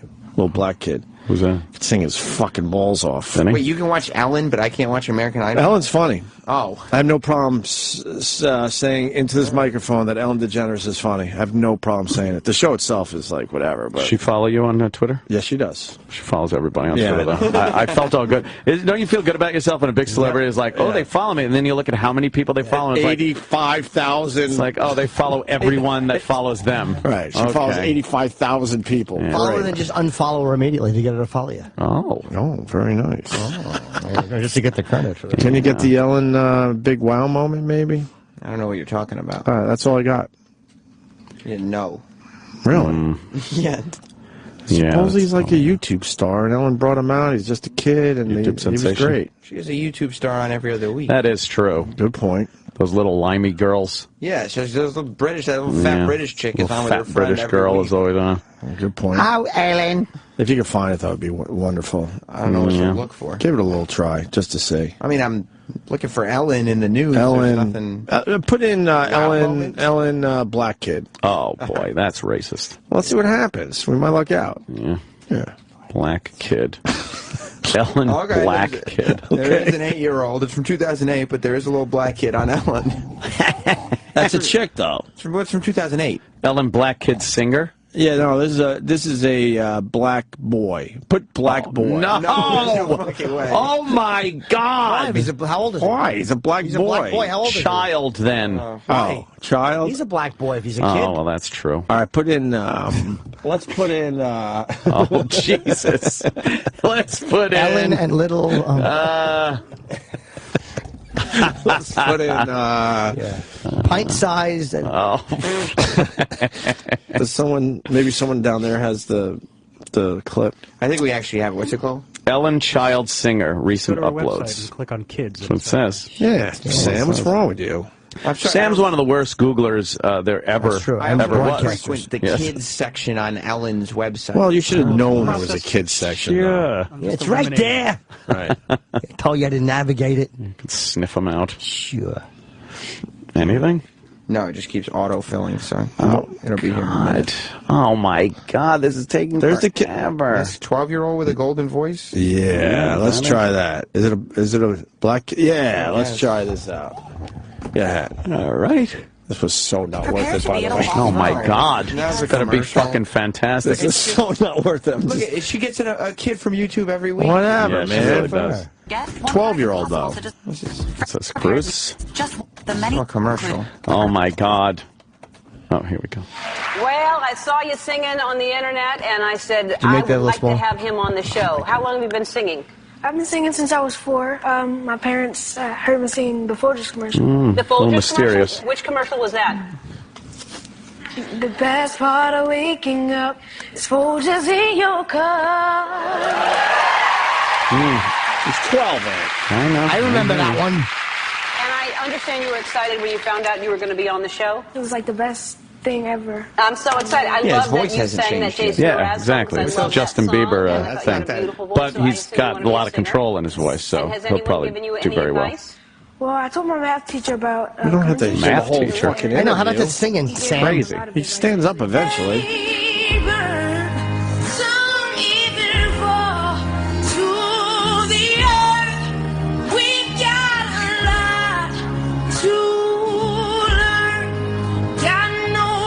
This little Urkel can sing. Little Urkel-ass Urkel.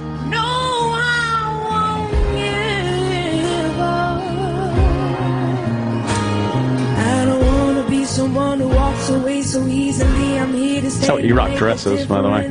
Yeah, half of a child shirt. Yeah. Fucking member of our gang.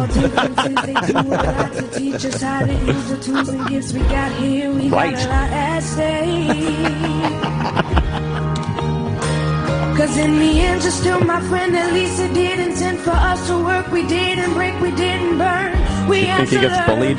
How to bend without the world caving in. I had to learn what I've got and what I'm not, monotonous. and who I am. Well, the problem is it took too long to get the clip, so So you the know, whole thing away from the interest wanes a bit. Yeah, I hear you. You want to bring in the scale? And We got the scale. All right, where are the guys? Yeah, where are the contestants? Yeah, where's E-Rock and Roland? Are you rooting for them both to be successful? Yes, I am.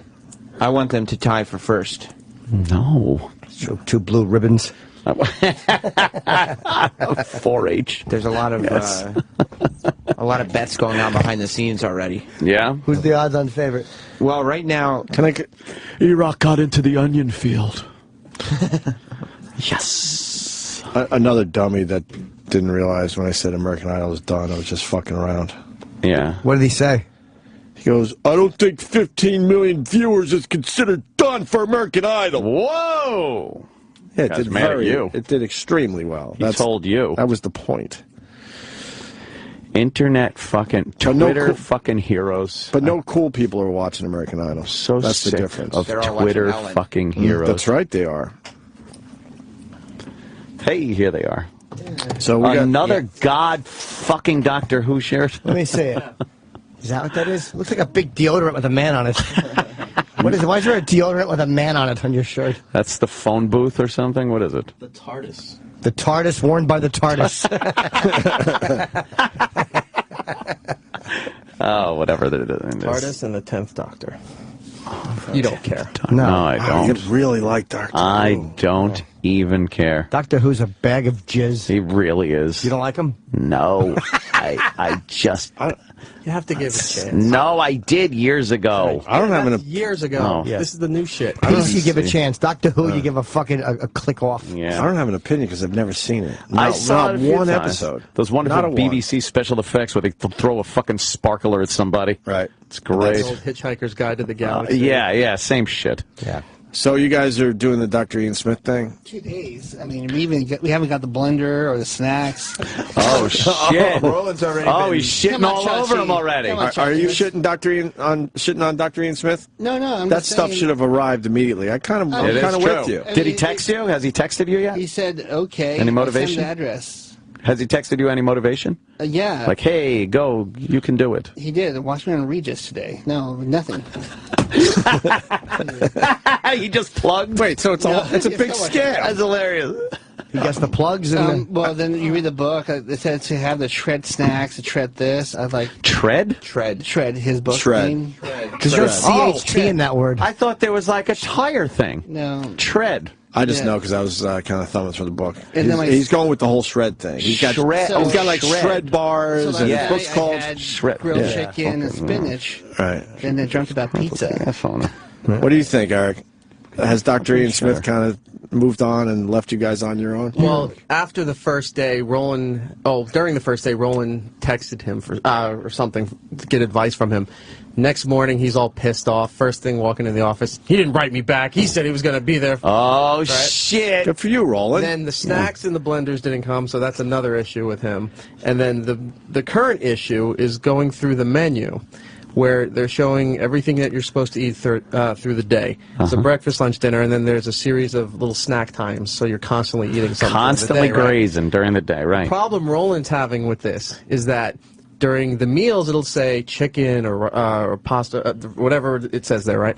The snacks start off with buying Dr. Ian's products. Oh, so it's like, start off your first snack with the shredded popcorn or the shredded power bar. Well, yeah, it's like bar. Jenny Craig or any of them. All yeah. that stuff, and then Or here's the alternatives for 100-calorie or less snacks. Right. Off to the side. But it's all buy this stuff. But that's what every guy. that's Yeah, fine. I know, but this is driving him nuts because I send the snacks. No, to me. I get the point. stomach is This growling, contest, hold on. This contest is only 4 weeks, and we're 3 days in already, and they still don't have any of the stuff. They don't have any of the goods. I understand what Roland's saying. Yeah, so I'm being good, just eating grilled chicken for dinner and spinach, but then my stomach goes, crying. Well, look, but you have the snacks, Right. right? Like you can still get the alternatives if you have to for a few days. I'm sure he'll send stuff. Yeah, but come on. What are the alternatives? Dick in the ass. Sock. Oh. I said, You simply have no alternative. I see like food commercials. I want to just jerk off to that. Yeah. Why don't you just want to eat the food? That's good. A little cream sauce. Yeah. Well, It's killing me. well, for the goof, could you guys get on the scale? I understand the problems here. The other but thing, too, is after the first day, I guess a lot of the other radio stations that he did appearances on found out what he's doing here. Uh-oh. And have been Demanding. writing with our tags in it, saying, why didn't you do this for us? I gladly would have went on this. And all these black stations are just pissed that they didn't get the shit, that they're not getting any opportunity. freebies? No, they don't have Any as many. gives me that? They got a book. why is Sam Roland laughing? got on the scale, and Sam started laughing. ERR. Tilt. There was an error message. Oh, there was an error message. Yeah. They were saying that something that we're not on Jupiter. You have to reach. This couldn't be a human. All right, Roland has been weighed. The contest is very early, but what is it saying, Sam? All right. Roland weighed in initially at 336. Yeah. And I said, well, it got an error again. It keeps calibrating around 333, but then an error message pops up. Holy shit. So he may be down 3 pounds or error. Or an error on the scale. That's okay. Well, maybe down 3 still pounds. Good. Still not up. It's an error. Unless the error means. And Iraq will not disappoint. Yes. All right. Whoa. Oh! I think Wait, someone's wait, impressed. Stay on it. Yeah, and put Stay both on. feet on it. Yeah, Oh, yeah. geez. Stay Both on it hooves because on it.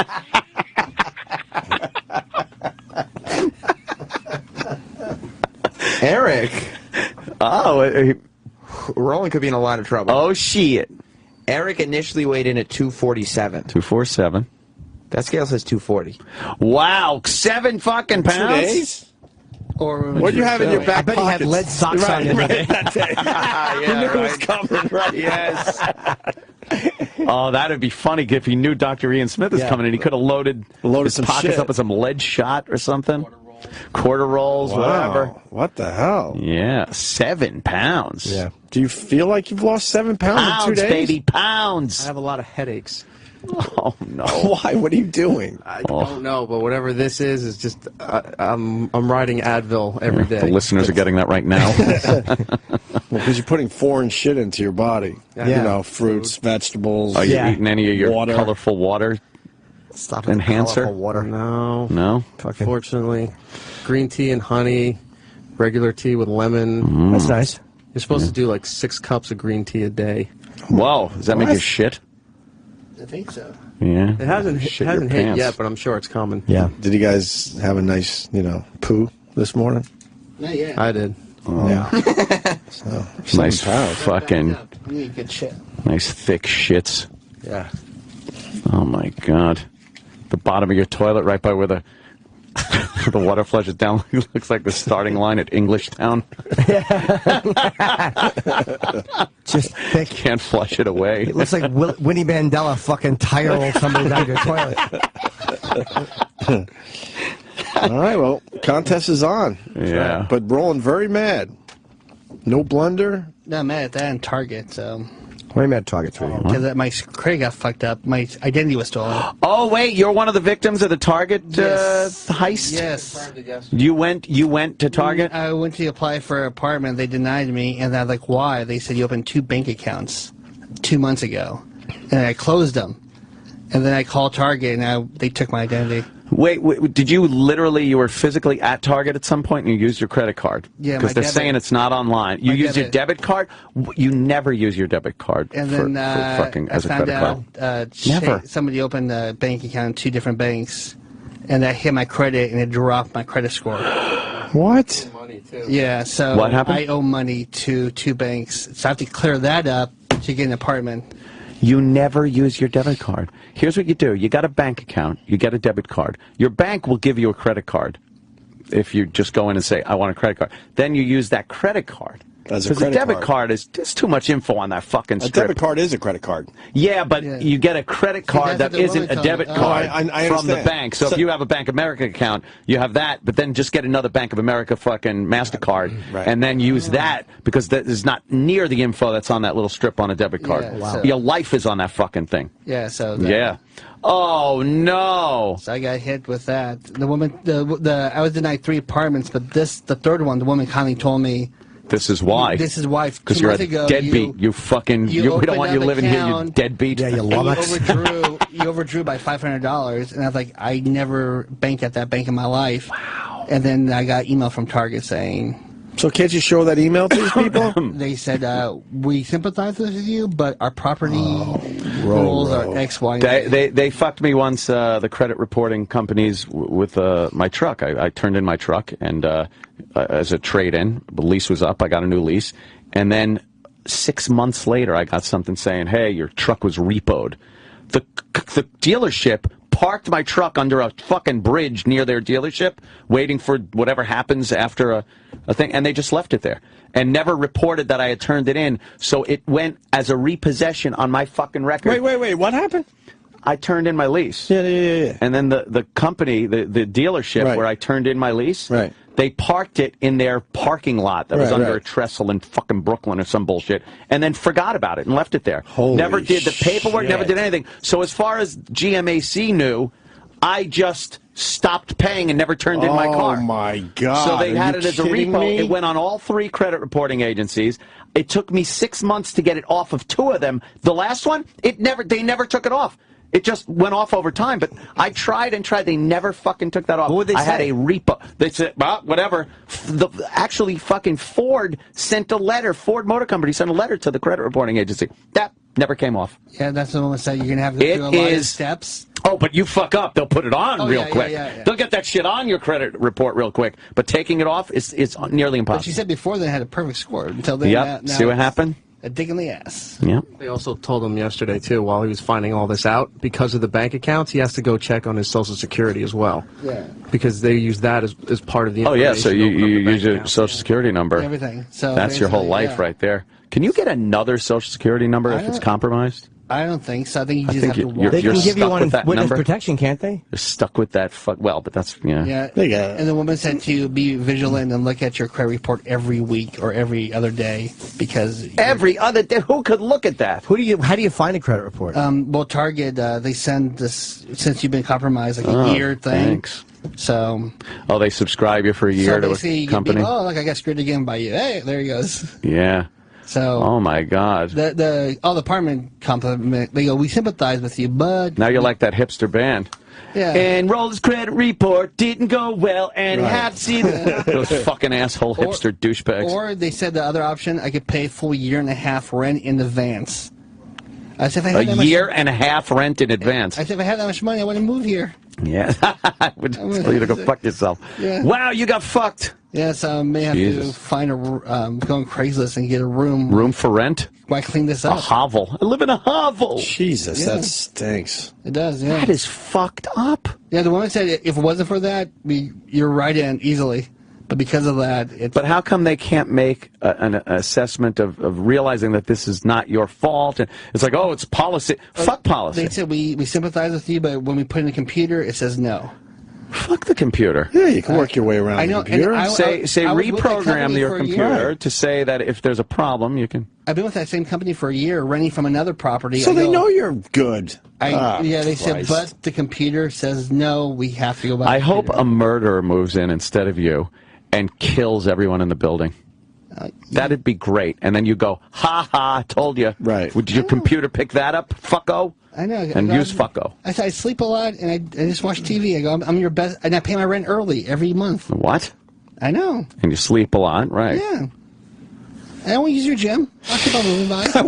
Yeah, I think they know that. I think they don't need a computer to figure that one they out. didn't have to ask that question. So that sucks, Roland. Oh, Roland. Yeah. A lot of people, they're saying millions got fucked on that When I scam. talk to Chase, I go, "Oh, don't worry, you're not the only one." No So shit. I'm like, "Oh, Jesus." Well, that's a consolation. I didn't know Thanks. that until I applied trying to get the apartment. You know what we'll do for you? We'll take a guest. What? We'll take a guest. That's right. One with worse credit than you. We'll take a guest that we didn't want to take, just to make Roro feel better. No. that has nothing to do with it. Because I think, what about my truck? No, I don't think so. It's either that or we might have to write a check for the guy. Yeah, it's hurting a little bit. What? Fuck the gas. With Check, his shitty credit, I'm not writing him a check. You deadbeat. I really feel like a Mexican. Where are you going to now. cash at the bank you ripped off? I know. I feel like a true Mexican now. Oh no! A new race would play and rear its evil head. I know. Yeah. So who's the guest you want us to take? Oh, I don't know. Maybe something you agree upon. Because I know somebody you don't like. It just doesn't go. Doesn't mesh with everybody. Yeah. Wow. That's fucked. Yeah, so I have to go on the phone and call a couple other people. What is the deal with the banks now? They opened accounts. They opened accounts, overdrew on the accounts, and then closed them. Closed them down. And they did that to two banks. How much did they overdraw? One bank was 500, the other bank was 200. There's probably a limit on the banks. But just by those small amounts, since it's recent, 2 months ago, my credit report just dropped. Oh, man. Because it's just 2 months. That should be able to be taken care of on the phone instantly. Of course. Like, this shouldn't be a big deal. You should be able to go, yeah, that wasn't me. Obviously, you could check this, that, the other thing. And they should be like, oh, yeah, okay. It's filing to the Social Security, it's filing here, filing there. It's always a big fucking boodle. Yeah, I told the guy, I'm trying to rent an apartment in the next few weeks. The guy goes, poof, Good luck to you. Good luck. Good luck. He said, hopefully, in a few months. Months. Because they have too many people, like, filing reports. This is fucking crazy. Because now they have to get the people who really were hurt. The people are doing fake claims now. So. Sorry, Roll. Yeah. Don't be in the A. Oh, well. What are you going to do? Yeah, well, it's okay. I've pretty much forgotten about it already. That's what I'm saying. Oh, well. Weekend's here. Oh, well. Right. Oh, well, that's a shame. I will almost think about this over the weekend. I might give it a thought. Right. Do you know what made me laugh so hard last week? The other day when you did, hey, this is some great iced tea. Like, the reason I was analyzing, because I was literally laughing on the plane all the way to Los Angeles. And I'm like, why am I laughing so hard, Dex? I've heard you do Yeah. And I realized it was because E-Rock was talking, and it was your utter disinterest in his plight. Yes. That made it was like he mentions iced tea, and there's not an ounce of the context that means anything. I'm just hearing the word iced tea, and hey, that's a good time for a funny impression. This is great iced tea. Yeah, it was the utter, complete lack of concern. Yes. For that fucking idiot's plight. That is true. I did have a complete lack of concern. Footprints in the granite. Oh my God, dude. Poor E-Rock. Taking a beating this All right, this Roland, week. could you leave if you're bumming everyone out? Oh, Roland, yeah. We wanna keep Wow. this fun. Keep this an up mood for the weekend. Jesus Really, Christ. Jesus, man. I don't want to think how this could have affected me. We had a pretty good week of radio. My God. Poor Roland. There you go. Target breach tied to Russian mob. Oh, Roland has to deal with the Russian mob. We will get the Roland. Right. Who's the credit card we got here? Roland Campos. Yes, let's open 2 accounts. Oh, fuck. Poor bastard. Give to me a yes on the guest. Easy Pass hit this guy up with a charge that affected his credit for no reason? Easy Pass. I got to hear this one. Don in Jersey, go ahead. I just got a new Easy Pass last week. They sent me a new tag and said, here, you got to put this one on. It's a replacement. So I put it on, and I mailed the other one back. I happen to look at my statement, and I see a $25 charge for a Class 5 vehicle, which is like a big truck. So I called them. I said, what's this? And they said, oh, let me look here. Oh, that's your tag. I said, what do you mean my tag? Oh, the new one? Yeah, it must have read it in the mailbox, in the mail truck while it was driving down the turnpike. I said, well, why wasn't it in the foil pouch? He goes, oh, well, we mailed the foil pouch with it. It just happened to read. I'm like, this happen often? I mean, they're mailing your Easy Pass and hitting you up while it's in the mail, in transit. I'll bet you that happens a lot and they don't say anything. Yeah, because... oh, go ahead, Kenny. That fucking happened to me. Whoa. For real? Whoa. Yes, in his mail truck. Yeah, they send me the new transponders, whatever you call them. Uh-huh. So I have them for my whole family. My, son lives in another state. Yeah. So I mailed his new one to him. Oh. And when it went up the fucking Jersey Turnpike to go to... It just read it. Yeah, there was And they probably assume because everyone has automatic pay that no one's even paying attention. Right. Probably a great way to get a quick few bucks. Of course you do. So, but did you put it in the little bag that it was in? And... No. Oh, see, you must have knew it was going to fucking read. They didn't give you a bag. They don't give you individual bags. Wrap it in tinfoil before. I have no idea if that even works. Fucking thinks it was like someone who pays attention to details. It reads the fucking things, and if it's in a truck driving down that road unprotected, it's going to read. Yeah, but it was like in like a mail thing. Isn't it amazing how it could read it in the back of a truck, but sometimes you fucking drive through and it won't read it right at the fucking toll booth? Yeah, and then I called. These scumbags figured out a way to make a few Absolutely. extra bucks. Because a lot of people are just not even check give it. their They won't even think statement about it that closely. Yeah, and I called to complain. Right. They told me beat it, and then I called to appeal, and they told me beat it. They charged you? Yeah, they charged me. because you didn't have proof, right? Yeah, I had the fucking priority mail receipt. What does They that told mean? you to beat it? Yeah. Can't they fucking use... They have cameras at those things, don't they? They can take a picture if you're beating the toll, so why can't they take a picture when you're going through it? Right. Because, you're dealing with a certain class of people on the other end of the phone. I hear you. You should have kept calling. Yeah. How much is it for? Hold on. Hold on a minute. Andy in Florida, go ahead. Andy! Look, this guy is so full of shit. Just because your Easy Pass is in a truck, it doesn't mean you get charged at the truck. I'm a truck driver. My Easy Pass is registered to my truck. Now, I haul cars for a living, and when I'm hauling snowbirds back or forth from Florida, you got to tell them to take their damn Easy Passes out of the window, or they're going to get charged their normal freight all the way from New York or wherever, all the way down to Right. They know this shit is happening all the time. They pick up a little bit here, a little bit there. Yeah, a couple of bucks. But it happened to our guy Kenny, Andy. Yeah. Allegedly. Yeah, but you don't get charged as a tractor trailer rate. Oh, like the other guy who's still in the line. Don, you didn't get charged like you were in a tractor trailer. Yes, it did. That was the thing that caught my eye, was a Class 5 vehicle. A normal vehicle's a 1 or a 2, and this is a Class 5. Now, why would it read? It reads the tag, not the vehicle. Right, it read the tag, which was in a mail truck, went from Secaucus. But it doesn't know it's in a mail truck. When it reads it, it's the tag that was sent to your house for your car. Right. It's not aware. It doesn't know that it's in a truck. Right. I'm just telling you what came on my Easy. I'm gonna come on your face. That didn't sound so good. lucky. But anyway, like Timmy said, nobody checks these things. I get a paper invoice in the mail, and I just happen to look at it.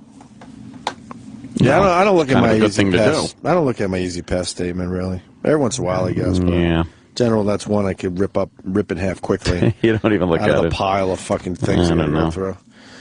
All right. Send this one over to John Montone. He'll look into it. Oh, that's a great one. for Easy John Pass Montone. problems. I had no idea that was going on. Yeah. But if you think about it, sure, it happens a lot. Yeah. All right, man. Thank you. Thank you. Thanks, guys. Thanks, Kenny. Kenny, so you're not fighting it at all at this point? Kenny's not fighting it. You're done. You paid it, and that's it. No, I'm having technical difficulties with this thing. You're not here in the show? No. But we're right here. Pointing at his brain. I guess there was no turkey chili today either, huh? No, the guy's out, but he's got to make 4 stops. Yeah, he's got to get gum, juice, Wait, chili. what? He's got There's The only one guy intern? going? Yeah, The intern's out right now. yeah. He's been out for a half hour. But it's fucking like I'm going to be leaving. I understand. Do you want to have another intern go too? Don't they know what top priority is? The air staff. They're new. They're new. What else did he have to do that it took a half hour? What other stops was he making? Well, certain other people want another item, and a certain other person wants 2 other But items. who's that? Here comes our items. I requested, What's wrong with 2 everybody? things, but I didn't know it was the whole thing. Well, I thought Sal was going out. Thanks. I'm getting a coffee and some gum. Well, Slowpoke McGillicuddy. Yeah, well, I think another intern should. Dude, you had to go to Starbucks, the chili place, the healthy juice place. That's 3 different stops. Exactly. And then he had to get gum. That's Dwayne Reed. See, 4 all's stops. well that ends well. The douchey hat store. We go to the douchey hat store. Douchey hat store. Thank you, sir. I like Kenny, though. He says, all's well that ends well. Exactly. That's good. Yeah. See, everyone's happy now. Oh, that's All right. perfect now. Very good. Thanks, Kenny. I feel much better. You're right. Oh, that's all's well that... Let's take a look at this video of My Strange Addiction. I don't buy this show anymore. You think it's just put on? Yeah. Isn't that the show where the woman was eating rocks? I think like so. she'd go up the side of the road upstate and start eating rocks? Yeah. Yeah. Maybe as a goof she ate one once, but I can't imagine she's like hunting for the perfect rocks to eat. Then there was a laundry soap girl that ate like laundry detergent, powdered laundry detergent. Oh, this broad's in Queens. This is a local broad, huh? Oh yeah. And what about the couch? She was eating her couch cushion foam. The stuffing in the couch stuffing, cushion. Cushions. Now this one likes dirty baby diaper. Addicted to smelling dirty diapers? More than smelling. More than smelling. She chomps on it. Just suck out the goodness. Yep, you gotta suck out the goodness. I can't see, Sam. Come on, what am I? Hey, it's the world's fairground. Sure is. My name is Keisha. Oh, Keisha. And I'm expecting my first child. Ciao. And I love sniffing and chewing dirty diapers. All right. You're a filthy whore. What a psychotic. Yeah. What's she doing? She's basically just making a snack machine. But where does she get the dirty diapers if she's expecting? She's expecting. So where exactly? Well, she might be. Hopefully she'll tell us. It looks like she might have a few already. No, she says her first child. Baby She mama? did say first child. Yeah, she just said first So child. where's she getting these? So who's the diapers? Oh my Her God! Where's she getting the grandfather. diapers? Maybe she's using them. What? I don't know. No. Let's hear. Well, let's hear. This is a mystery. This is a mystery now. It has to have pee in it. The heavier ones that have in a more drawer. pee smell better. Yeah. This one's soft. I love it. It just tastes amazing. I have one while I'm cooking in the kitchen. I have one in my drawers. I have one while I'm sleeping. Come on. I keep some in my trunk. She's sucking on it like I a keep some sandwich. in my pocketbook. No, for real. This is good. Hold on. She's not sucking on dirty diapers. Like, you know when you're walking into a room and you smell like a strong smell like food and you kind of taste it? That's what it's like. Oh, so All right, where's the diapers coming from? Yeah. Why are they all folded up like that? And they look clean. Well, that's how you dispose of them. Yeah, but they don't even look dirty or anything. She's sucking they on look this. a little too folded up. Yeah. Nicely. They don't look like they've been worn. So the show hasn't premiered yet? I guess not. Oh, okay, so we'll have clips next week on I'm our calling show. shenanigans and bullshit on this one. I don't buy it. Where does she get the diapers? Right. Why would you go on TV to admit this? That's true too. Why the fuck would you go on TV and say I like sucking on dirty diapers? Money. People like being on Yeah. TV. They do. Everybody goes on that. Boy, Jerry people, Springer. you're right. People do like being on TV. We do. Wow. We do. It's the goal is to just get on TV. Yeah, for Everyone whatever. loves getting on TV. It's awesome. You were on. Yeah, it was great. Oh, how did your Fuse thing go? Really good. What'd you do? Did you interview Bieber? No. I was just on a panel on the news show. Yeah. Yeah, it's fun. Who were you on with? I didn't know about her. I missed He it. emailed everybody. I was going to email congratulations. Did you? But then I just forgot. I lost interest. I watched. You did a great job. Oh, Sam did a thanks. great job with it. Who were you on with? It was quick. Who were you on? 5-minute segment. Ironically enough, the two hosts and some guy who works for Entertainment Weekly. Oh, you kicked his ass. hell is that guy You doing? kicked the Entertainment Weekly's ass. He had nothing. I made it a personal mission. He Good. sure did. Did he have a great voice though? No. Oh He shit. sucked. Because that was the whole thing with you, your shitty voice. Right. Was he on the radio show? Well, he works for the magazine, and then he also does like a weekly For those guys next door? 1-hour show. Yeah, next door. Well, he's got a better voice. Why is there a guy with a motorcycle helmet with a camera sticking off the front of it? Where? And weights on the back of it? Where? Walking in front of Shade. I'll go find out. Media destination. Cheers, people. Yeah, there it is. Cheers. There it is. Cheers. Yeah, there's some kind of a guy that I guess is filming something. Right. He's got this big motorcycle helmet on, but it's not a GoPro camera. It's like a bigger camera on the jaw part, the mouth guard of the helmet, and then big weights on the back to counterbalance it. Yeah, I'm doing a movie. Oh, yeah? Yeah. No, you're not. Yes, I am. What is it? It's about the moon. What's it? What do I ask? What's it about? It's about going to the moon and discovering that there's a whole mall built. I don't even know what to say to that. Brian in Philly. I don't know what to say to that. Brian. Hey guys, how you doing? Pretty good, Brian. I used to be a paramedic up in northern New Jersey, and we have taken people for eating this weird shit all the time. We actually had a guy who ate half the couch cushion, and they called us up because he didn't feel well. No shit, asshole. You just ate half the couch cushion. Wow. This stuff happens all the time. I believe it's happening to a point, but I mean, I'm not buying that this broad is fucking sniffing and sucking on baby diapers. Yeah. Just not All I buying know it. is that I took a guy once because he ate half the couch cushion, so there's one proven case right there. Okay, fair enough. I don't doubt there's someone doing this stuff somewhere. Right. But for them to get it... But they don't look like that woman. Yeah. She looks too put together, like she has a normal life, and a normal job. Yeah, there should be lunatic, like hoarder-looking people. Of course. Right. Missing teeth, eyes that don't really focus. Yeah. And where are they getting them week after week? Like, enough first shows. It would be odd if you got one person that would come forward and do this. Although, again, people like being on television. I actually know somebody who ate part of a cushion. No. I do. Who? I don't want to say it's embarrassing. Don't ask. Well, I'm just saying. I don't want to say. Don't ask. Don't, please. This drives me crazy, though. Don't. Wait, who? I was very hungry. No! God damn it! I wanted to eat some piece of a cushion. I ate a little bit. You didn't. Yes, I did. No. I don't like this character, Jimmy. I like the... Jim Norton. I don't like this character. I ate a piece of a cushion. Should I shinkle about it? Shinkle about it. Oh, I hate him. You don't like him? No. Awful character. Let's go to Brian in New York. Just bought another year. Brian, what's up? Yo, Hey. what's up? Mm-hmm. Your turn. You called us. Yep. How does that work? I saw the episode where where the lady was chewing on the diapers. So wait, the episode was already out there? Yeah, it was on I think Wednesday night. Oh, okay. So where'd she get the diaper? Go to HuffPost. I heard HuffPost might have a longer clip as well. She gets them from her best friend who has like a small kid, and she's just like she goes over every day and collects them.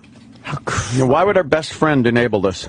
Right. Her best friend thinks it's disgusting, but she'll barge into the house at all hours and just take the diapers off the kids. All right, we got a long. No, she won't. I don't buy it. I'm not buying it either. All right, we have a longer clip. Here we Hold go. on a minute. Hold on. Start that over. We got a longer clip.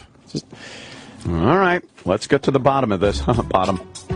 When Keisha, come here. This coming. diaper's in a cup. Just wash the cup out. This is ridiculous. All right, they're scattered all over the floor. Come on. I try to work with her, but I feel like she goes beyond for her diapers. She's even willing to dig in the garbage for her diapers. Come on. I'm gonna smell them just one last time and then you can have them. No. Please, Sean. No. I'm not believing this at all. Hopefully you guys can help me talk to her. I mean, I guess this is the last resort. I'm fed up. I had enough. That's her boyfriend or husband? She's fed up. Baby mama? Really, she's fed up. Baby daddy? Yeah, she's fed up. The acting's horrible. It's terrible. They show the living room. There's diapers just thrown about. He's mad that there's a diaper in a coffee cup, and she's like, oh, just wash it out. This is bullshit. You think it's nonsense? It's total nonsense. Stop. She's not doing this. Mystery solved. But who knows about this shit? How do they get these people? Where do they get them from? I don't know if they really call in and Hoarders they put on the don't act prove. themselves, or if it's all staged. You could tell a hoarder's mentally ill. Guy's sitting in a rusty chair in a yard filled with old truck parts. Yelling at his kids who aren't as important as his junk. Yeah, it's not just someone yelling, yo, there's doo-doo in the cup. I'll eat it. Well, yeah. Or it's just an over-the-top exaggeration, you know? Yeah. Maybe she called because she wants to be on TV. Well, I kind of enjoy it once in a while, just smelling a urine-filled baby diaper. It reminds me of a baby or something. So then the TLC people, come in, and then they kind of hype the whole thing up. Well, we got to throw some diapers around. Let's put one in a fucking coffee cup. You got to... Let's say you suck on the diaper. Right, because it looked like when she was sucking on the diaper, she wasn't really committing to sucking on the diaper. If you enjoyed sucking on a diaper, you'd get your fucking mouth... suck on that fucking You'd get your whole mouth around that thing. Oh. Yeah, sure would. You leave it on, though. You suck the diaper till the treat pops out the side. Yay! That's disgusting. It's like getting a clam out. Let's go to Leb in Canada. Leb. What a weird name. Is that really your name, Leb? I've called you guys before. It's a nickname. It's a horribly racist nickname. Anyways. Were you Lebanese? Yes, sir. Well, I'm Canadian. I was born here and everything. My parents are Lebanese. But you're Lebanese. Why is Leb is like a bad fucking word for Lebanese? I didn't know that. I didn't know that either. My friends call me Leb. Whatever. That's my nickname. Anyways, I'm calling about My Strange Addiction. I watched that same episode, and there's a dude that was on there that's even harder to believe that's in love with inflatable pool toys. You got to watch it. It's fucking hilarious. Inflatable pool toys? Oh, can you get that clip, Sam? We're an asshole. Inflatable pool toys? Thanks. And then this guy wants to stick up for the lady that sucks on diapers. Willis in Indiana, go ahead. You fucking leber. Hey, guys. I've been looking into, like, an iron deficiency thing because I know a woman that has it. And people will end up wanting to just eat ice all the time, chew on sheetrock, eat dirt. This lady with the diaper chewing thing, it couldn't even... Oh, that was perfect, actually. What were you saying? So you think it's some kind of a chemical thing, and she needs that... Right. She's lacking iron in her blood. Oh, good old iron. So why not suck on baby diapers? I-beam. It doesn't even sound real, though, the couch cushion, right? It sounds like a weird phone scam. Oh, no. Hello. My couch cushions aren't delicious. Who's calling, please? This is Couchy McCushion Eater. All right, what's the problem? I am trying to eat my couch and it don't taste good. I've never heard of that. I got a stomach ache because my cushions don't taste good. Well, that has nothing to do with us. My mother-in-law was sitting on the couch and I ate her feet. You probably didn't do that. Yes, I did.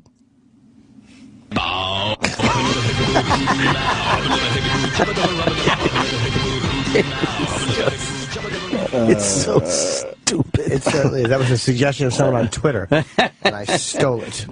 Good. All right, let's see this one. Inflatable pool toy. Yeah. My name is Mark. I'm 20 years old, and I'm in a relationship with 15 inflatable animals. All right. Stop it. Not. My inflatables are the funnest creatures I have to hang out with in my life. Most fun? I'll eat with them. Wait, you want my food? You can share your own. Watch TV together. You're fine. Find a show you like. If I bathe my inflatables, just to ensure. Come on! This isn't real. My inflatables not swimming. Mark's addiction to inflatables began 6 years ago when he purchased a whale for his pool. Since then, the 20-year-old college student has 13 animals to his inflatable family, and even prefers them over people. The thing about inflatable pool toys I love is that they're soft, they're cuddly. The bigger they are, the better they are. Kind of means there's more to love. And it's really nice to have somebody to talk to. No, Sammy, you don't get any of my soda, okay? When I first found out about Mark's inflatables, I punched him in the face. Right? I lost his number. Fucked his sister, never told him again. Exactly. Kicked him down a flight of steps and popped all his dumb toys. Mark shit in his mouth. Inflatables for love and affection. Exactly. We gotta get a psychologist on the fucking phone. This is all bullshit, right? Well, yeah, Not it's true. called inflatomorphia, and it's something that happens when the fluid from your spit gets stuck on the valve. You become attached to inanimate objects that are inflatable. You get attached to the smell of the rubber and things of that nature. He's talking to it and everything. Like I can understand if this was in a mental institution and he was sitting in his own shit and stuff like that. But everything else, he seems like a regular guy. Right. You can't just be a regular guy, but then have this little aside. But that's why I wonder if he has some weird attraction to this. And No. the TLC punch people it up. go, look, we're not going to be able to get you on TV unless we pump this up a little bit. Yeah. So we need you around the table saying you can't have my food, you can't have my soda. It's like, wow, this guy's got got to talk to these things. He's got a lot of inflatable pool toys. Right. That's like the whole thing. Right. He's obsessed with inflatable pool toys. All right, now let's say that you fuck them. Right, exactly. Yeah. Oh, okay, I get it. Let's hear the rest of this. And then we got When he was 14 years old. My mother really wasn't there for me when I was a child. Good. First time I hugged my inflatable whale, I actually started feeling all that love and compassion. Wearing a Doctor that I Who never shirt. got from my mom. Now he's so dependent on his inflatables, he can't be separated Even from with a them mouthful for of more than crackers. When I'm at school, I start missing them, and it's almost like if I'm going a little bit crazy. Jenny. Once I go home, basically give him a hug, give him a kiss, spend like family time together. Okay, we can talk more about you if we want. Let's say every one of my inflatables has a different personality. Pause. Did you see it? Don't you? Did you see the table? What? Each inflatable animal had a plate of food in front of them. They're all sitting at the table look at together, that. eating dinner. They all have a plate of food. This is nonsense. He's not doing this. So stupid. Who's got the inside scoop on this TLC shit? Someone out there does. Has a different personality. Nobody, don't you? Some like different types of music, some don't. He's playing guitar some like to it. to just It's the sleep shark. late and sleep all day. Yes. I would say they get along together pretty well. Yeah. Wow, he's crazy. Yeah, that's what they're like. Oh, look at that. People talking. Did you see the guy with the pool animals on TV last night? Wasn't that unbelievable? No, it wasn't unbelievable. This is one of those things that people want to. They want it to be real, so they believe it. Right. Much like our own Sam did. We went into the pool. Remember that? Inflatable animals come in the pool. Remember, Sam? You fell for the news thing because you wanted it to be real. Because it looked so fun. The news guy saying that he would fuck that chick in her pussy. Right, you're like, The imagine missing that. chick? Yeah, I'd fuck her in the pussy. A lot of people And it fell was like, for that one. oh, that's so fake. Which is ridiculous. And then the that was second so time, fake. second time you watch it, it spoils everything. Mm-hmm. But you wanted it to be real so bad. Yeah. Yeah. Oh, well. So you sacrificed your own dignity. Exactly. I mean, I think I was over it. I don't even know why you had to bring it back up. I thought everybody was kind of over it. Anything to try to crush your spirit. Oh. Yeah. All right. Exactly. Cool. Your meager dreams. Let's get out of here. Oh, shit. End on that note. Let's get a psychologist for next week. I want to see what that's all about. Yeah. But I think it's all horse shit.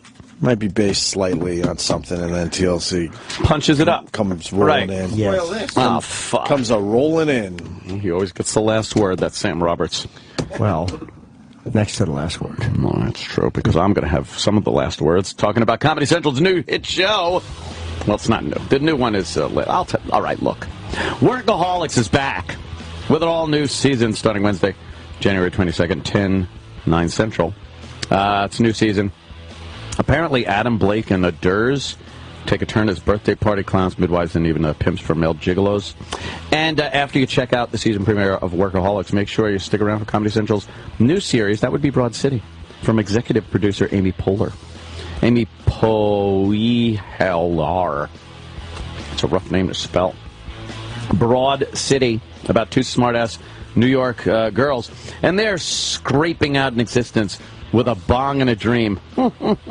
And loving every minute of it. Don't miss the season premiere of Workaholics, followed by the premiere of the new series everyone's going to be talking about, Broad City. It all starts Wednesday, January 22nd at 10, 9 Central, only on Comedy Central. I have to, Turn my mic off, and I'm ready to just fucking bolt. And Jimmy's sitting I there. just have to plug, that's all. You don't have Yes, Jimmy. No, I want to hear. January More 23 crackers. through 25th, Atlanta Punchline. February 6, 7, 8, DC Improv. The Saturday early show is sold out. Oh, I didn't know you had more. I didn't either. February 14th, there might be seats. 15th is sold out in AC. And then February 28th, one show in Pittsburgh, the Carnegie Music Hall. Nice. Well. And I'll be going to the Borgata. Yes, I'm happy you're coming to that. I am so happy I'm going to that, too. That would be a great show. Me, my family, we're all going to laugh our asses off. If you want to laugh, go see Steven Singer. He's a funny fuck, that guy. Did you screw up your Christmas gift that you got your significant other, your gal? If you did, you got a chance to make it up for Valentine's Day. Or if you did very well, this is a great gift, too. It's Steven Singer's, you know this. Come on. For $59, you get a real long-stemmed rose dipped in pure 24-karat gold. Gold finger! This is a gift that's going to last forever, even longer than your dumb fake love. Plus, you'll get credit for this forever. So why talk about Valentine's Day already? Because the hated man that is Steven Singer, he sells out of these every year. But he wants to be sure the listeners get their first shot at ordering the brand new color, and that would be Ocean Blue. The Ocean Blue Rose. It's beautiful. You rock. You rock. And limited quantities are available. I always want to say limited qualities are available, but Steven wouldn't like that. Limited quantities are available, so order yours today. Steven makes it easy. Go online. You know the website, IHateStevenSinger.com. Click on the Real Long Stem Rose, choose your color, and have it shipped to your door. The Real Long Stem Rose comes shipped in a beautiful gold gift box with your personalized message of love enclosed, and that's free.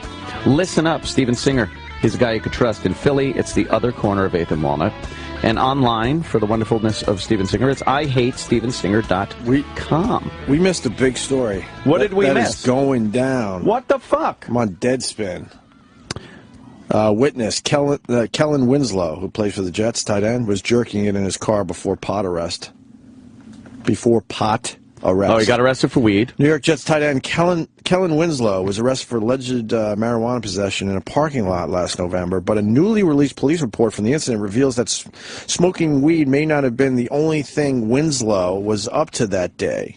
He may have also been masturbating in his car. Who's jacking in their car? This information comes to us from NJ.com's Dom somebody. He got the police report. There was a witness. As she exited... See? It's what we were talking about at the top of the show. As she exited her vehicle, she commented to the male regarding how cold it was as she stood near the open driver's side window of the Escalade that Kellen Winslow was in. So I guess she pulled up next to him, I guess. Yeah. And it was cold, and he had his window down, so she goes, "Oh, it's cold out here." She observed the male's erect penis. She stated that she believed he was masturbating. The woman provided a written statement regarding her account. The report states that when police arrived on the scene, because he was pretty fucked up, Winslow's genitals were not exposed, but that two open containers of Vaseline. Don't you only need one? What are you needing two? Yeah. Right. Just moving up each hand. Were visible on the car's center console. Yeah. Jacking your dick, working your balls like Captain Queeg. Waiting for the goodness to come out, the strawberries and whipped cream. Who uses Vaseline? Was he jerking off in 1980? He had two open Vaseline jars. Yeah. When police asked Winslow what he was doing, he told them that he was looking for Boston Market. Keep fucking that chicken. Exactly. Wow. That's just breaking on Deadspin if you want to go there and check it out. I'm sure that'll be the top story on the news. I hope so. Oh, boy. Doubt it. Yeah. All right, we're off Monday. We'll see you guys Tuesday. Monday King. Great week of radio. It was fun. We'll see you guys. Bye. I want to take this opportunity to thank you all for listening to the Opie and Anthony Show. You know, as always, we as people enjoy the things we enjoy, but all good things must come to an end. And as we reach the conclusion of the Opie and Anthony Show, instead of being sad, we can look forward to what comes next. So remember to think of this not as the end of dirty jokes, but the beginning of a whole new set of ones. Till next time, take care of yourself and each other. Sam Roberts is coming up next.